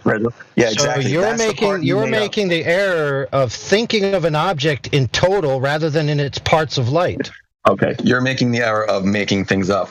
This is really well. I clearly demonstrated by appealing to known standards that exist, like the Rayleigh criterion, the law of triangles, the sheer fact that the propagation angles and the reception angles have to be greater than the angular resolution limit. I mean, these are facts of physics, dude. You could go watch MIT lectures from Mr. Walton Lewin, and he will explain this to you if you doubt it. Well, I don't know why you keep strawmanning me, because I agree with your statements. I disagree with your application. I disagree with your application because it's nonsense. The object that's closer to you, the part of the object that's closer to you, is not going to be harder to resolve than the part of the object that's further from you. Yes, it will, dude, because you're missing the key factor here. You're missing the key factor here. Right. It's not about the distance. It's about the angles of propagation that it takes up in your field of view, and whether or not the angles of reception fall below your angular resolution limit. The distance is irrelevant. It's not irrelevant, because that's what defines angular resolution. The further it gets, the smaller it becomes. It isn't, dude. Yes, it is. Dude, that's angular size, brother. You're clearly confused. I'm not confused. Thank you. Yes. What I would suggest you do is take your leave like you've been promising everybody for so long, and then think about this point and come back actually with some knowledge about it. Yes, I got it. I'm going to go research about how things closer to me are harder to resolve than things further from me. Yep. Let me ask you one last question, Globey. One last question. Do you only ever see the entirety of any given object? What? Do you only ever see? Do you only ever see only the entirety of any given object? I mean, that's a hard question to ask. It depends on what's in front of it. Depending on what's in front of it. So if something is in front of the given object, call it object A. Like if it's in front of it, then you cut off your ability to see the entirety thereof, correct? Yep. Right, so you don't only ever see the entirety of any given object. So if you're too far away, right, and if the mountain is below the angle that you can see, right, if the mountain, the bottom of the mountain, any fraction of the bottom of the mountain below the peak is below the limits of angular resolution, can you fucking see it?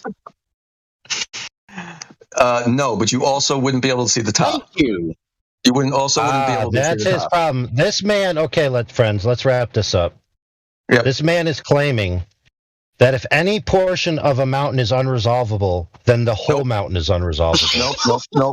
Nope, don't straw man me. I said the closer part. You guys are somehow magically claiming that the closer part is irrelevant, dude. You don't understand, and you keep repeating the same thing over and over.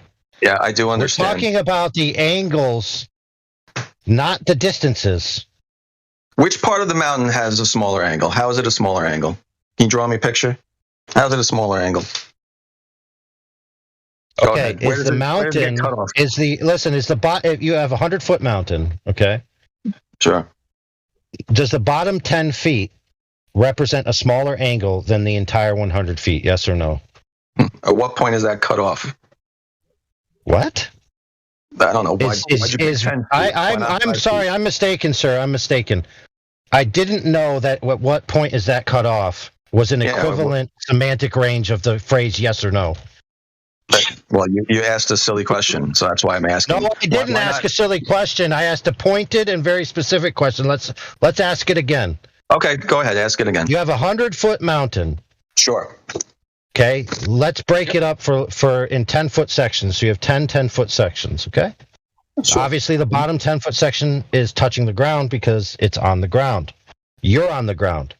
Yep. So if you drew out triangles to each 10-foot section, right? Mm-hmm. Yep. With you. Each one of those triangles from the ground to each 10-foot section would at a different angle, yes or no? Sure. Absolutely. Now, if you then draw those as angles of propagations of light, right? Yep. Right? And you draw out your little 0.02 degree triangle as well. Which portion of the mountain will the propagation angles, which means the light traveling from the mountain, and the reception angles, which means the light that can enter the eye, which portion of the mountain will the majority of the rays from the 10-foot section fall below the angles of propagation and the angles of reception 0.02 degrees? Which portion of the mountain? The bottom, the middle, or the top? If we're talking even sections, the bottom. Correct. You have now conceded that the bottom will disappear due to the laws of angular resolution alone. I rest my case. Ad infinitum into the future and ex ante into the past. I win, you lose. That's not what I said. The flat earther who likes to bloviate. I don't need you to say it. You logically arrived at that with your own claims. That's not what I said. The bottom is closer to you. No. This is the problem with your analogy, and let me explain it. It's and not, you can not a problem at all. Tell me exactly. I'm going to use your own example. 100-foot mountain, 10-foot sections. Okay. Yep. So the amount of light entering your eye from the bottom 10 feet of mountain, you're saying is harder to see than the other 90 feet, right? Correct. Okay, cool. So what about the top 10 feet? What about it? Well, you're seeing that first. This is my whole point. You're seeing the top 10 feet of that mountain first. And it's further away. Why wouldn't you? Why wouldn't you? Because it has more angles away than the bottom 10 feet. And you just said you wouldn't see the bottom 10 feet. But why? Why did I say you wouldn't see it? Because you're lying. What? This is top 10 retarded. Yeah, it is retarded. The top 10 feet is further away. Not him, you. Oh my goodness. Hold on. All right, we'll make it simple. Is the top 10 feet the same height as the bottom 10 feet? Can you see something within your field of view? You can't answer the question now. I love it. No. I can't answer the question because I'm being cut off. That's why. Okay. AI is making a very simple hypothetical scenario for you. Yes, you said there the bottom 90 out of 100 feet of visible of the mountains. The 90 feet out of 100 is in your field of view in the hypothetical situation. If it's in your field of view and you're in the distance where you can see it, will you see it? But you just said that every part of the mountain is its own light. So why are you segregating 90%? There's no contradiction to anything I just asked you.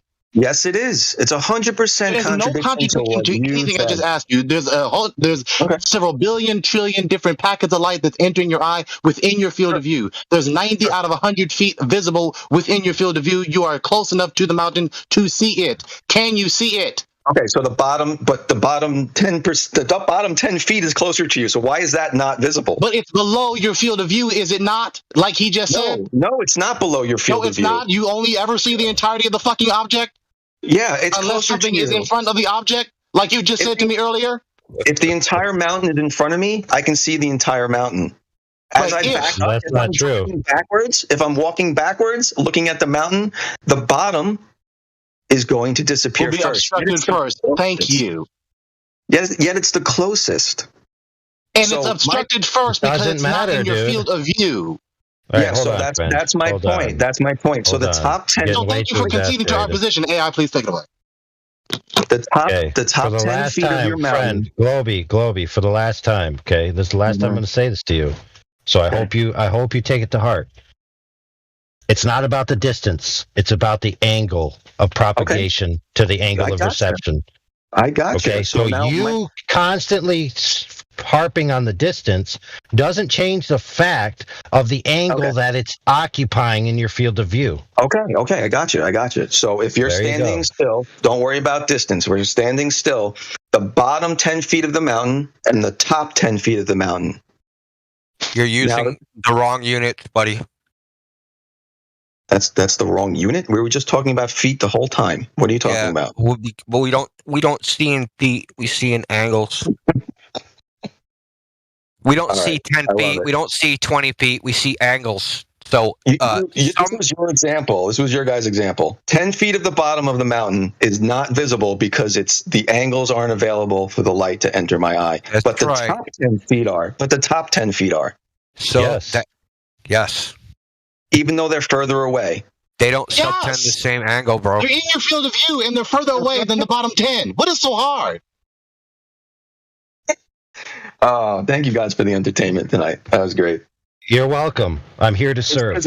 In your own example, the bottom 10 feet and the top 10 feet should take up the same amount of angles into my eye because that's not true. Brother. You need to go learn the law of triangles and then come back and try to give that argument, friend. Brother, go learn the laws of logic and then come back. I know the laws of triangles. Thank you. Oh, really? So why don't you draw out the propagation angles from the two different points and then come back and tell us that they're the same angles? Good luck. They are. I actually have a reference for you. It's called trigonometric delights. Okay, Google it. Go read it. It's a specific There's a specific section on this. If anything, the bottom part of the mountain would be easier to see because the light enters directly into your eye as opposed to the top that's coming at a downward angle. Angles are not equal distances, and equal distances are not equal angles, dude. This is easy to prove geometrically. It's not even debatable. You're right. It's not debatable. The top of the mountain is much further away than the bottom. And if you talk about the same amount of angle, so whatever angle 10 feet of the mountain takes up in your field of view, it's equal, the bottom and the top. They're you not can see equal, the top dude. 10 feet because it's in your field of view. You can't see the bottom 10 feet because it's not in your field of view. Irrelevant. My eyes just stop working. Irrelevant, friend. Go draw it out for us and come back and prove that they're the same angles. Good luck. Okay. Draw it in perspective. Yep. Okay. I got it, guys. Oh, but also, you keep saying you have to leave, but you don't. Closer, harder to see. Further, easier to see. Got it. No, straw man. Irrelevant. Straw man. Not a straw man. That's what you guys have been saying this whole time. No, that's not what we're saying. No, what we're saying the whole time is in field of view, visible. Out of field of view, not visible. No, that's not what you're saying. No, that's not what we said either. That's not what you're saying. You're just changing the argument. The whole mountain's in your field of view in our examples. No, it's not. Okay, it's not. Dude. My field of view is 95 degrees. I can see the ground. I can see the sky. First of all, sir. You don't see in a 90-degree field of view. We have a 5-degree central vision. Okay. Yeah, sure. It's like 60 degrees above your nose and 60 degrees below your nose. You can only focus on 5 degrees in your central vision. The rest is blur. Okay. Yeah, that's the way it is. Sorry. I can confirm this since I have no central vision. So confirmed. Are you saying that the eyesight field of view is not 95 degrees in total? Your eyes actually dart around when you look at an object. They don't just focus on the whole thing. God. You can only focus on 5 degrees. Are you saying when I'm graphic that was posted? When I'm looking at a mountain, I can see the ground and I can see the sky. That's my field of view. Are you telling me the bottom of the mountain is not in my field of view? It's in your field of view, but it's not focused. It's not focused. Okay. He's absolutely right. Your central vision is your acute vision, right? That's okay, so what if I tilt my head down? What if I tilt my head down and just look up, and I'll use the top of my eyes? Reconstruct your retina. Oh, okay. So now my eyes just can't see the bottom of the mountain because it's blurry. Hold on. Let me answer this. For your Dunning-Kruger ass in the chat, by the way. Yeah, let me answer this. This isn't my opinion. This isn't my opinion, bro. This is all your opinion. That's what's funny about it. You're trying to use actual scientific. So I made this graphic. You're using actual scientific principles and you're misapplying them to lie to get to your conclusion. So I made this graphic and I wrote this normal line of sight and I wrote normal sight line vision. I made all this up. Yeah. No, I said you used actual things, but then you twisted it. Tell us how to apply it correctly then. Tell us how to apply this graphic correctly. Sure. What does the red triangle mean? Sure, your eyes have an angular resolution limit, and if the mountain is big enough that it's big enough to see. The graphic here. What graphic? Which one? Graphic in the live stream voice text. Do you even have live stream voice text? Have you even been able to see it? Well, I can see it. I'm in the wrong one. Hold on. So I got a bunch of these, as a matter of fact. So it's well known that you can only focus in your central vision. So when you're looking at something like at the bottom that's close to the ground, right? You're trying to differentiate where's that bottom from the ground, and you're wondering, hey, why can't I see the bottom? The angle below your eye level is too small, and it's not the same as the angle of something that's elevated. Dude, if I'm driving towards a mountain, you literally see the mountain peak first at the horizon. You're contradicting yourself. Left and right. First of all, you're assuming that there's nothing in the foreground obstructing your view, which is fucking highly doubtful because mountains don't spring up out of a flat fucking plane. Okay. Yes, some of them do. Yeah. Yeah. Name one? Okay. Yeah, we can look up some. We can look up some. So they have a term for it. It's called prominence. So that's the term for a mountain. It's differentiation. I got it. Okay. So I just want to know: are you changing your entire story from the last 45 minutes? No, no one's now there's stuff in the way of the mountain. Being even more specific for your Dunning-Kruger ass.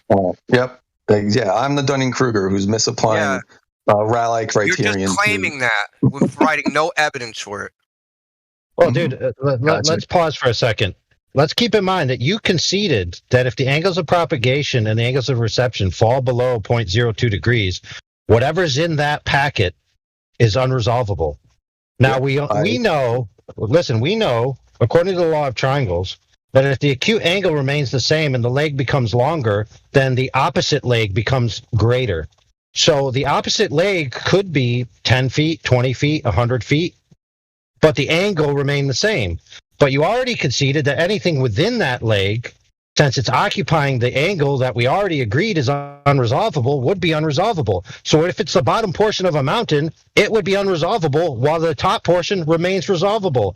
So whether you realize it or not, friend, by your own admission, you already conceded the point. Absolutely. I 100% conceded. You guys got me. Well, of course I did. You misapplied fundamental laws of physics and nature, and you got me. So, friend, you just said that he refuted you, and just now hold you said that he on. did it wrong. Yeah, just hold on. Go ahead and point out the specifics in what I just said over the past 30 seconds. I've where already anything done it, I it's said. time for bed. No. Go ahead and name the error in anything I just said in the past 30 seconds. Go ahead. Angular resolution limitation is what? 0.2 arc seconds? I don't know. No. I gotta look at it. 0.02 degrees, approximately 1 arc minute. 0.02, so I'll take your word on that. So 0.02 degrees. So if the mountain is bigger than that, we will be able to resolve it. The old all or nothing fallacy. The end. You can't segregate the mountain into sections that you want to segregate. Yes, we can, dude. That's how light functions, brother. No, it's not, because you've already disproved yourself by saying the bottom would disappear first before the top, which is further away, which is by definition a smaller angle, which by definition it's not a smaller angle, dude. Sure it is. Are you telling me that every object only occupies one angle ever? I'm telling you that that's pretty much what he's saying, dude. That's not what I'm saying. Okay, so then objects occupy multiple angles in your field of view, correct? Correct. Objects occupy multiple angles in your field of view. The light is entering your eye from different angles. That's what you're talking about. Yep. Now check this out, friend. Sure. And the combined angle of all that is... Yeah, that's fine. But the light from 0 to 10 feet, that light occupies a certain amount of angles. The light from 0 to 20 occupies a certain amount of angles. The light from 0 to 30 occupies a certain amount of angles, and so on and so forth. And it just so happens that the propagation angles and the reception angles fall below 0.02 degrees, the more an object is relatively horizontal to you as it approaches 0 degrees on your z-axis relative to your y-axis. It just so happens that that angle where both of them start to fall below 0.02, almost always is going to occur out horizontally, because that's where the light is traveling most horizontal towards you. The other light, which you already conceded is traveling at an angle, has angle differential. There's more availability. I mean, you can literally just draw triangles out on a piece of paper and you'll find this out to be true very quickly. Yeah, sure I can. Yeah, I can. I drew it out. Too bad I can't turn on my camera. Yep. Well, just screenshot it and post it, brother. Yep. No, I'm going to bed. I've had enough listening to you guys twist science. Yeah, that's great. How about you screenshot it and post it and put your money where your mouth is? Fine. I take you made another one tired. Why are you guys always making these guys tired? I know. Because they think they're going to come in here and wear us out. That's what they're doing. They think they're going to stomp up in here. They think they're going to stomp up in here and wear us out. Lies make us tired. That's why. Yeah, tell us. You're the one going to sleep. You can't even state anything. You say we twist it, lie, ask for specifics. You don't have any. I think the only person. All you do is repeatedly say that we're wrong, we're wrong, we're wrong. You don't ever give any specific objective critique that justifies the critique. Yeah. So there's a saying, it's not a refutation. No, it's just an unjustified negation retort. That's what I call it.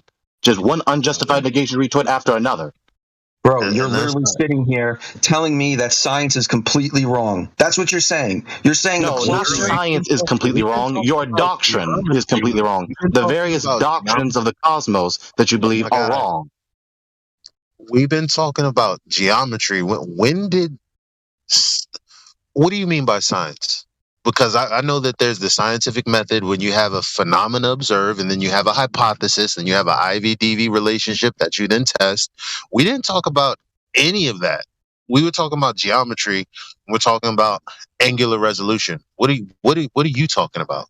He's talking about his religion. He's talking about his God, scientists of scientism, the God of science. Excellent. Okay, But the man who was asked the question was not the man who spoke. So the man who was asked, please speak. I'm busy taking a picture or something. Hold on. Okay, fair. People always running your mouth about science. Don't even ever define the term. Yeah, science is like taking things like angular resolution and then misapplying them completely. What? What? That's science? That's what you're doing. Is that what you advocate? Can you state coherently how we misapplied it? Sure. Yeah, go for it. Here's my nice crude drawing here for you. Awesome. Can't wait. That's disgusting, passive-aggressive sophistry. It's ridiculous. 10 feet of the top of the mountain and 10 feet of the bottom of the mountain. Okay, I should have put his whole field of view angled in there. However, the point is the same amount of light from the bottom part, whatever angle that is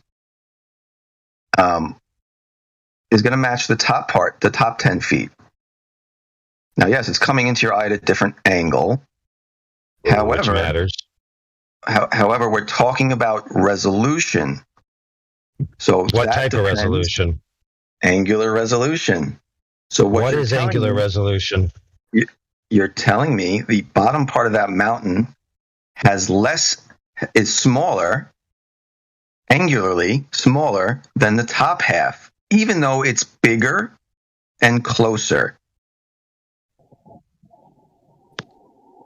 The top part would be harder to see because it's further away and a smaller angle. What's the angle then? I don't know. It's just a crude drawing, but clearly you can see my point here. What I mean is, at the bottom, at the base. Oh man, you gotta get on your mic, brother. I can't hear you. You sound like you're 10,000 feet away from your microphone. The difference is at the base of the mountain. Yeah, like you have the angle, straight ahead, and then the floor. Whereas at the top of the mountain, it's just open sky, fam. Yeah, that doesn't really matter. We're talking about the resolution of the object. What do you mean it doesn't really matter? That's just a dismissal. I'm trying to address your point. That doesn't really matter because you can't justify saying that doesn't really matter. I can, because our eye can resolve the angle, a certain amount of angle of an object we're looking at. We're not talking about the sky or the ground. We're talking about the mountain. If we can see the mountain in our field of view, then the top part of the mountain is going to be harder to see than the bottom part. Nope. Okay. Nope. Got it. Anyway, Dylan, do you know what diffraction is?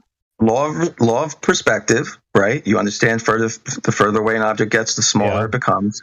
Okay. Correct. So that means you understand the top part is getting further, is further than the bottom, so it should appear smaller.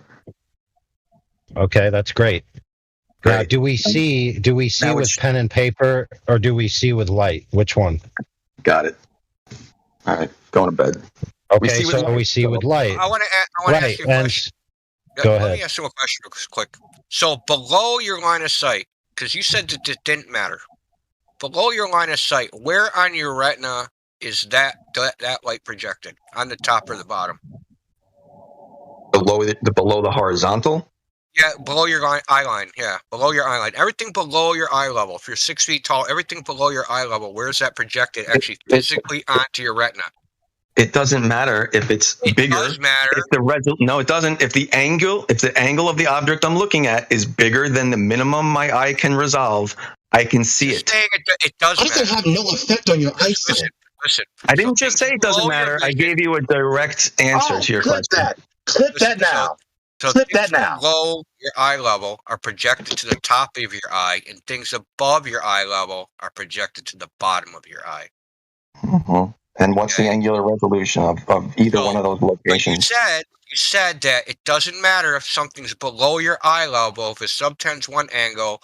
It doesn't matter if because of the things above your eye level. It's all just the same.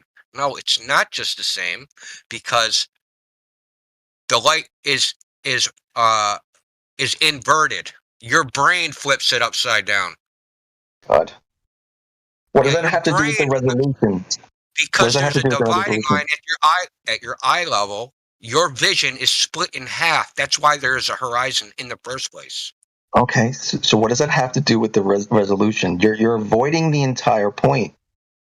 I already explained it earlier. Now I'm going to re-explain it. So things below your eye level, whatever it is, say your eye level is 10 feet, that angle of a mountain is eventually going to be too small where you're not going to see the bottom of the mountain, and that's going to disappear well before the angle of the mountain above it, above your eye level. Just because it's below your eye, the center of your eye? That's right. Okay, cool. So that's pseudoscience. That's what we call pseudoscience. It's not pseudoscience. It's justify the critique. Listen. It's not pseudoscience. It's how vision works. No, it's not. Yes, it is. It's exactly how vision works. Oh, you can see like what? What's your field of view below your channel? We have an optics channel with made by PhDs in visions, computer vision, you name it. It's all in there for you to go through. There's probably 50 videos in there. Okay. Well, that's good. So just go through them. They're on perspective. Like I said, computer vision, fucking driving cars, how visual perception works, citations from peer-reviewed, not peer-reviewed, YouTube videos, university videos, you name it. It's all in there. You don't know what the fuck you're talking about. Thank you for your critique. Appreciate it. It's a fact. It's not a critique. It's just a fact. Yeah. No, it's not a fact. Nothing you said was a fact. Well, a lot of what you said was a fact, but you applied it completely wrong. Okay. So you have to demonstrate that that's the case. Yep. Sure. Your central vision has 60-degree field of view. Your lower has 40 to 45. No, it doesn't, dude. I already posted the freaking graphic on this, dude. I'll post it again because obviously you're fucking blind. Graphic. Whoa. Let's not make fun of the blind. That graphic was pointing towards the bottom of the building. Better than this guy. What are you talking about? Well, and it's important to remember too that it's not just the retina, right? The center of the retina is called the macula, and that's what I don't have, or at least mine is scarred, and that's what controls the acute vision, right? Yeah, so the center of the retina is just the fovea, right? might as well be blind too. On the retina is just the fovea where the central vision's actually focused. Yeah, and everything outside of that, which is what I have remaining, is utterly. Let me tell you, it is very fuzzy. It is unacute, right? So your field of vision, your acute field of vision is very small. And I think that's what India is trying to get across to you anyways. Yeah. Well, let me ask a question for the room. Then the part directly in front of me should be easier to see. No, that shouldn't be. And let me explain it real quick by asking a simple question. Why do optics require an aperture? Why do optics require an aperture? Yes. To let light in. To control the amount of light entering your... Yeah, that's closer to the correct answer. The logistically correct answer is to restrict the available propagation angles of light, right? So that it's only getting certain angles rather than others. Otherwise, you'd always just have a washed out image. So if you had no aperture and you just exposed film to the ambient conditions, it would always just be washed out. There'd be no detail. Everything would be the same. So the amount of restriction of the angles, where they hit the sensor, and how they are relative to each other based on diffraction limits, because light wavelengths interfere with each other. Right? So there's all of this physics going on, and that physics and the optics, right, are known and established. Okay? It is 100% fact that if the propagation angles and the reception angles fall below the angular resolution limit of the optic, it doesn't matter how big the object is. If it falls below that, you will not see it, or any portion thereof that occupies that angle.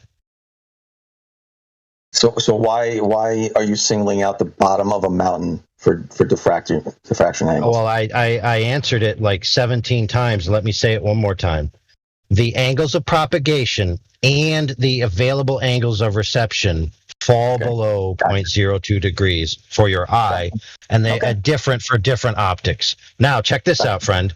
Because an aperture is not a point, an aperture is a hole.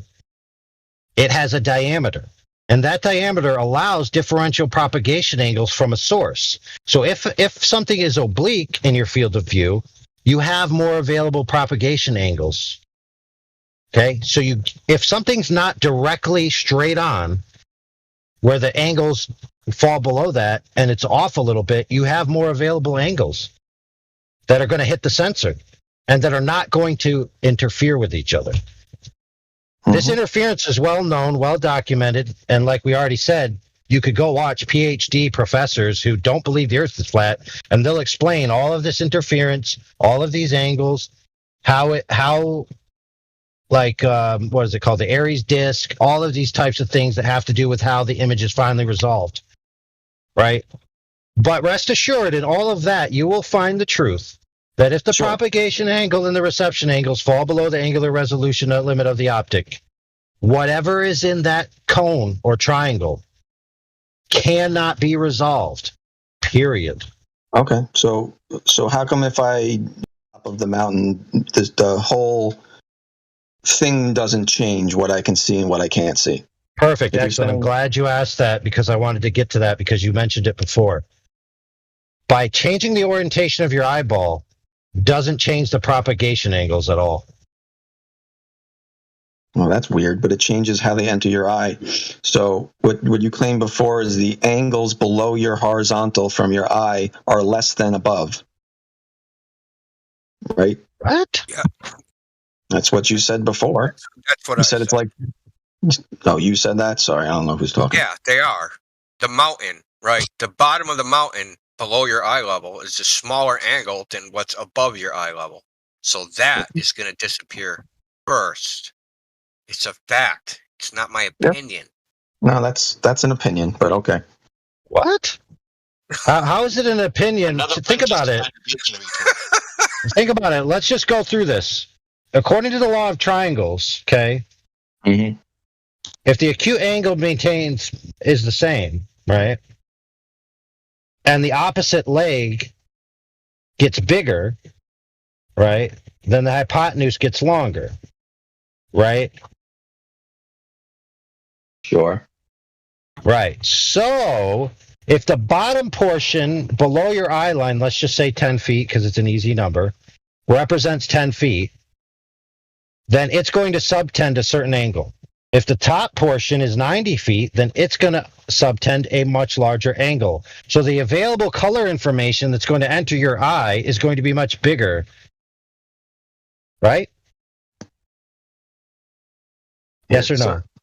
Yes, absolutely. So as you recede in distance and the angle then changes, the bottom portion, which only has 10 feet of available color packets, and the top, which has 90 feet of available color packets, the 90 feet, because of the law of triangles, is going to maintain a larger acute angle.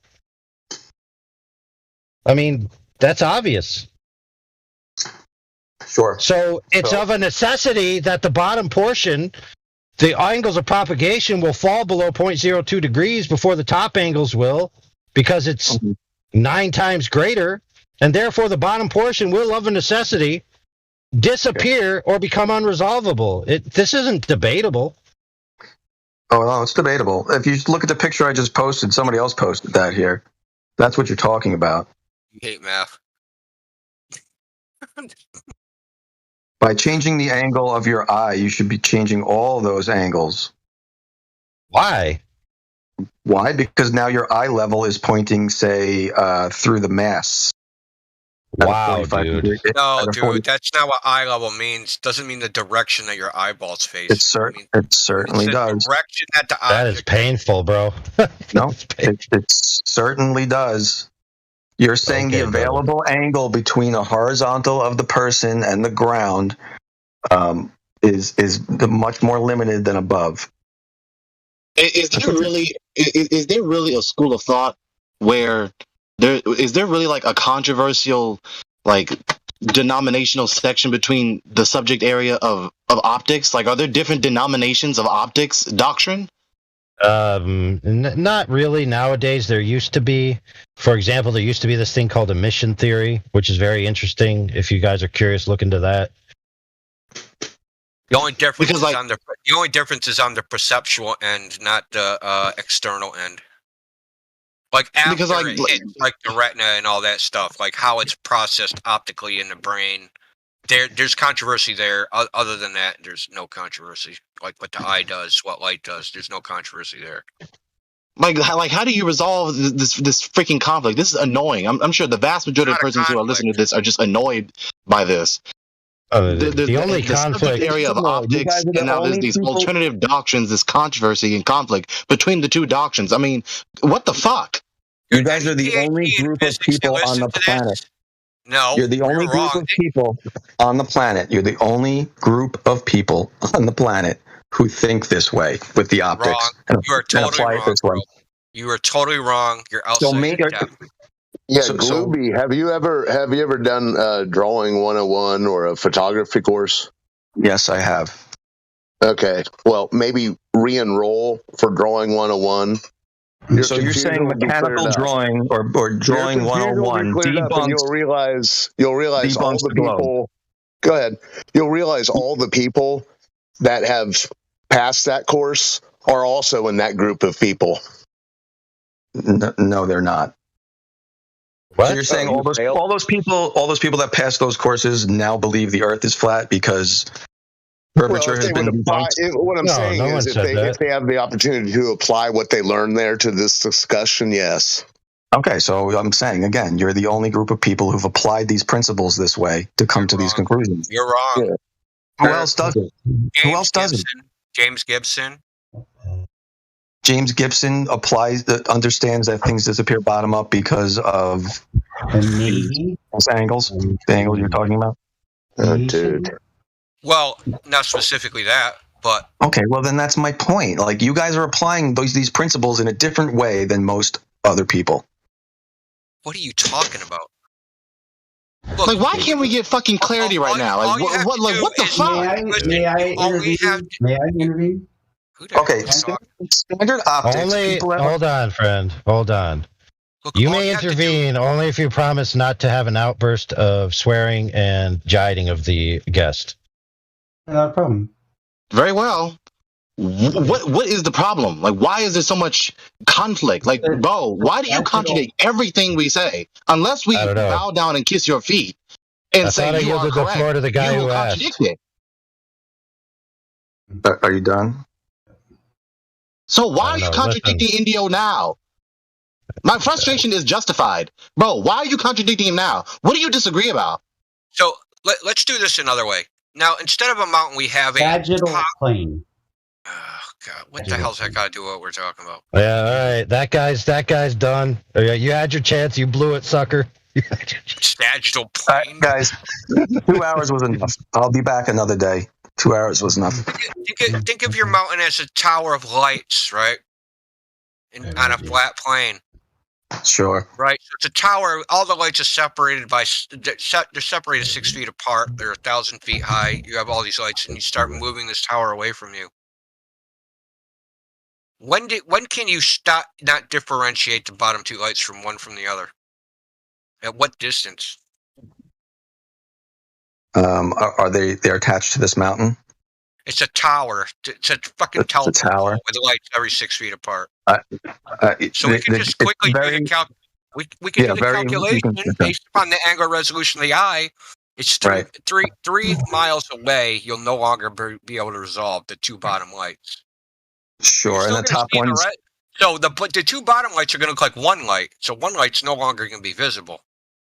But to the top lights further away, you're telling me you're still going to be able to differentiate the two lights? No, you won't be able to differentiate the lights, but you're still going to see them. So what? The point is differentiation. Now you're saying there's a point at which differentiation, right? That's you're saying there's a point at which you're looking at the trees, right? You're looking at the fucking squirrels in the trees. Painful. You're saying there's a point at which you move that tower back where the bottom lights are going to disappear before the top lights, even though the top lights are closer to you or further away. I mean. Yes. Okay, that's all I need to know. I understand your point of view. Actually have a very easy demonstration of this. Fact, dude. No, it's definitely not a fact. It's a mathematical fact. No. Okay. Well, you can explain. Know what GeoGebra is? Listen, go in GeoGebra. It's a little graphics program. Test it out. You can measure all the angles. You can make a little tree. You can do all the distances. Just test it out. You'll see you're fucking wrong. Yeah, let me add to that. If you ever are so inclined to watch a 5-hour video or the short version, there's a man named Life is Short. Right. So he did a video explaining all of these things with the culmination of a demonstration with a light being lowered. So, in a hallway or something, and he's lowering a light down from about, a man's height down towards the ground. And he has 2 different optics far away from the light that have different angular resolutions and different pixel density. Okay. And he demonstrates that as he lowers the light down, the one that has the inferior resolution capability, the light disappears entirely as he lowers it down, while the other optic maintains it, proving that you are wrong, sir. And where does this I can go watch? Well, we have it in here. I'll have to look for it. Someone already posted the link to the channel. Yeah, sweet. Now, hopefully, they'll also post you the short version where he does the demonstration. There's look, he does a very long, thought out, very explicit, detailed one that's painfully long, like 5 hours. But then he has a condensed version as well. Hopefully, someone can get you that. I appreciate it if someone can link me to it. I'd like to see it. 5 hours is a bit much, though.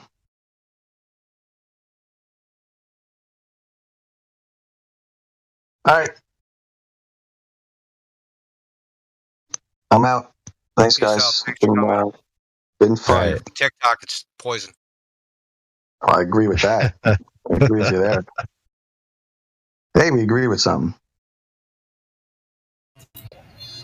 All right. Bye, guys. It's TikTok.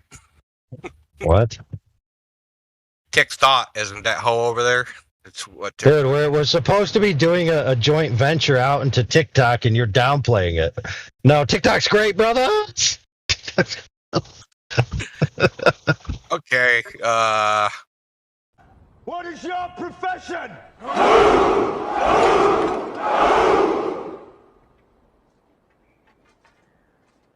See, old friend, I brought more soldiers than you did.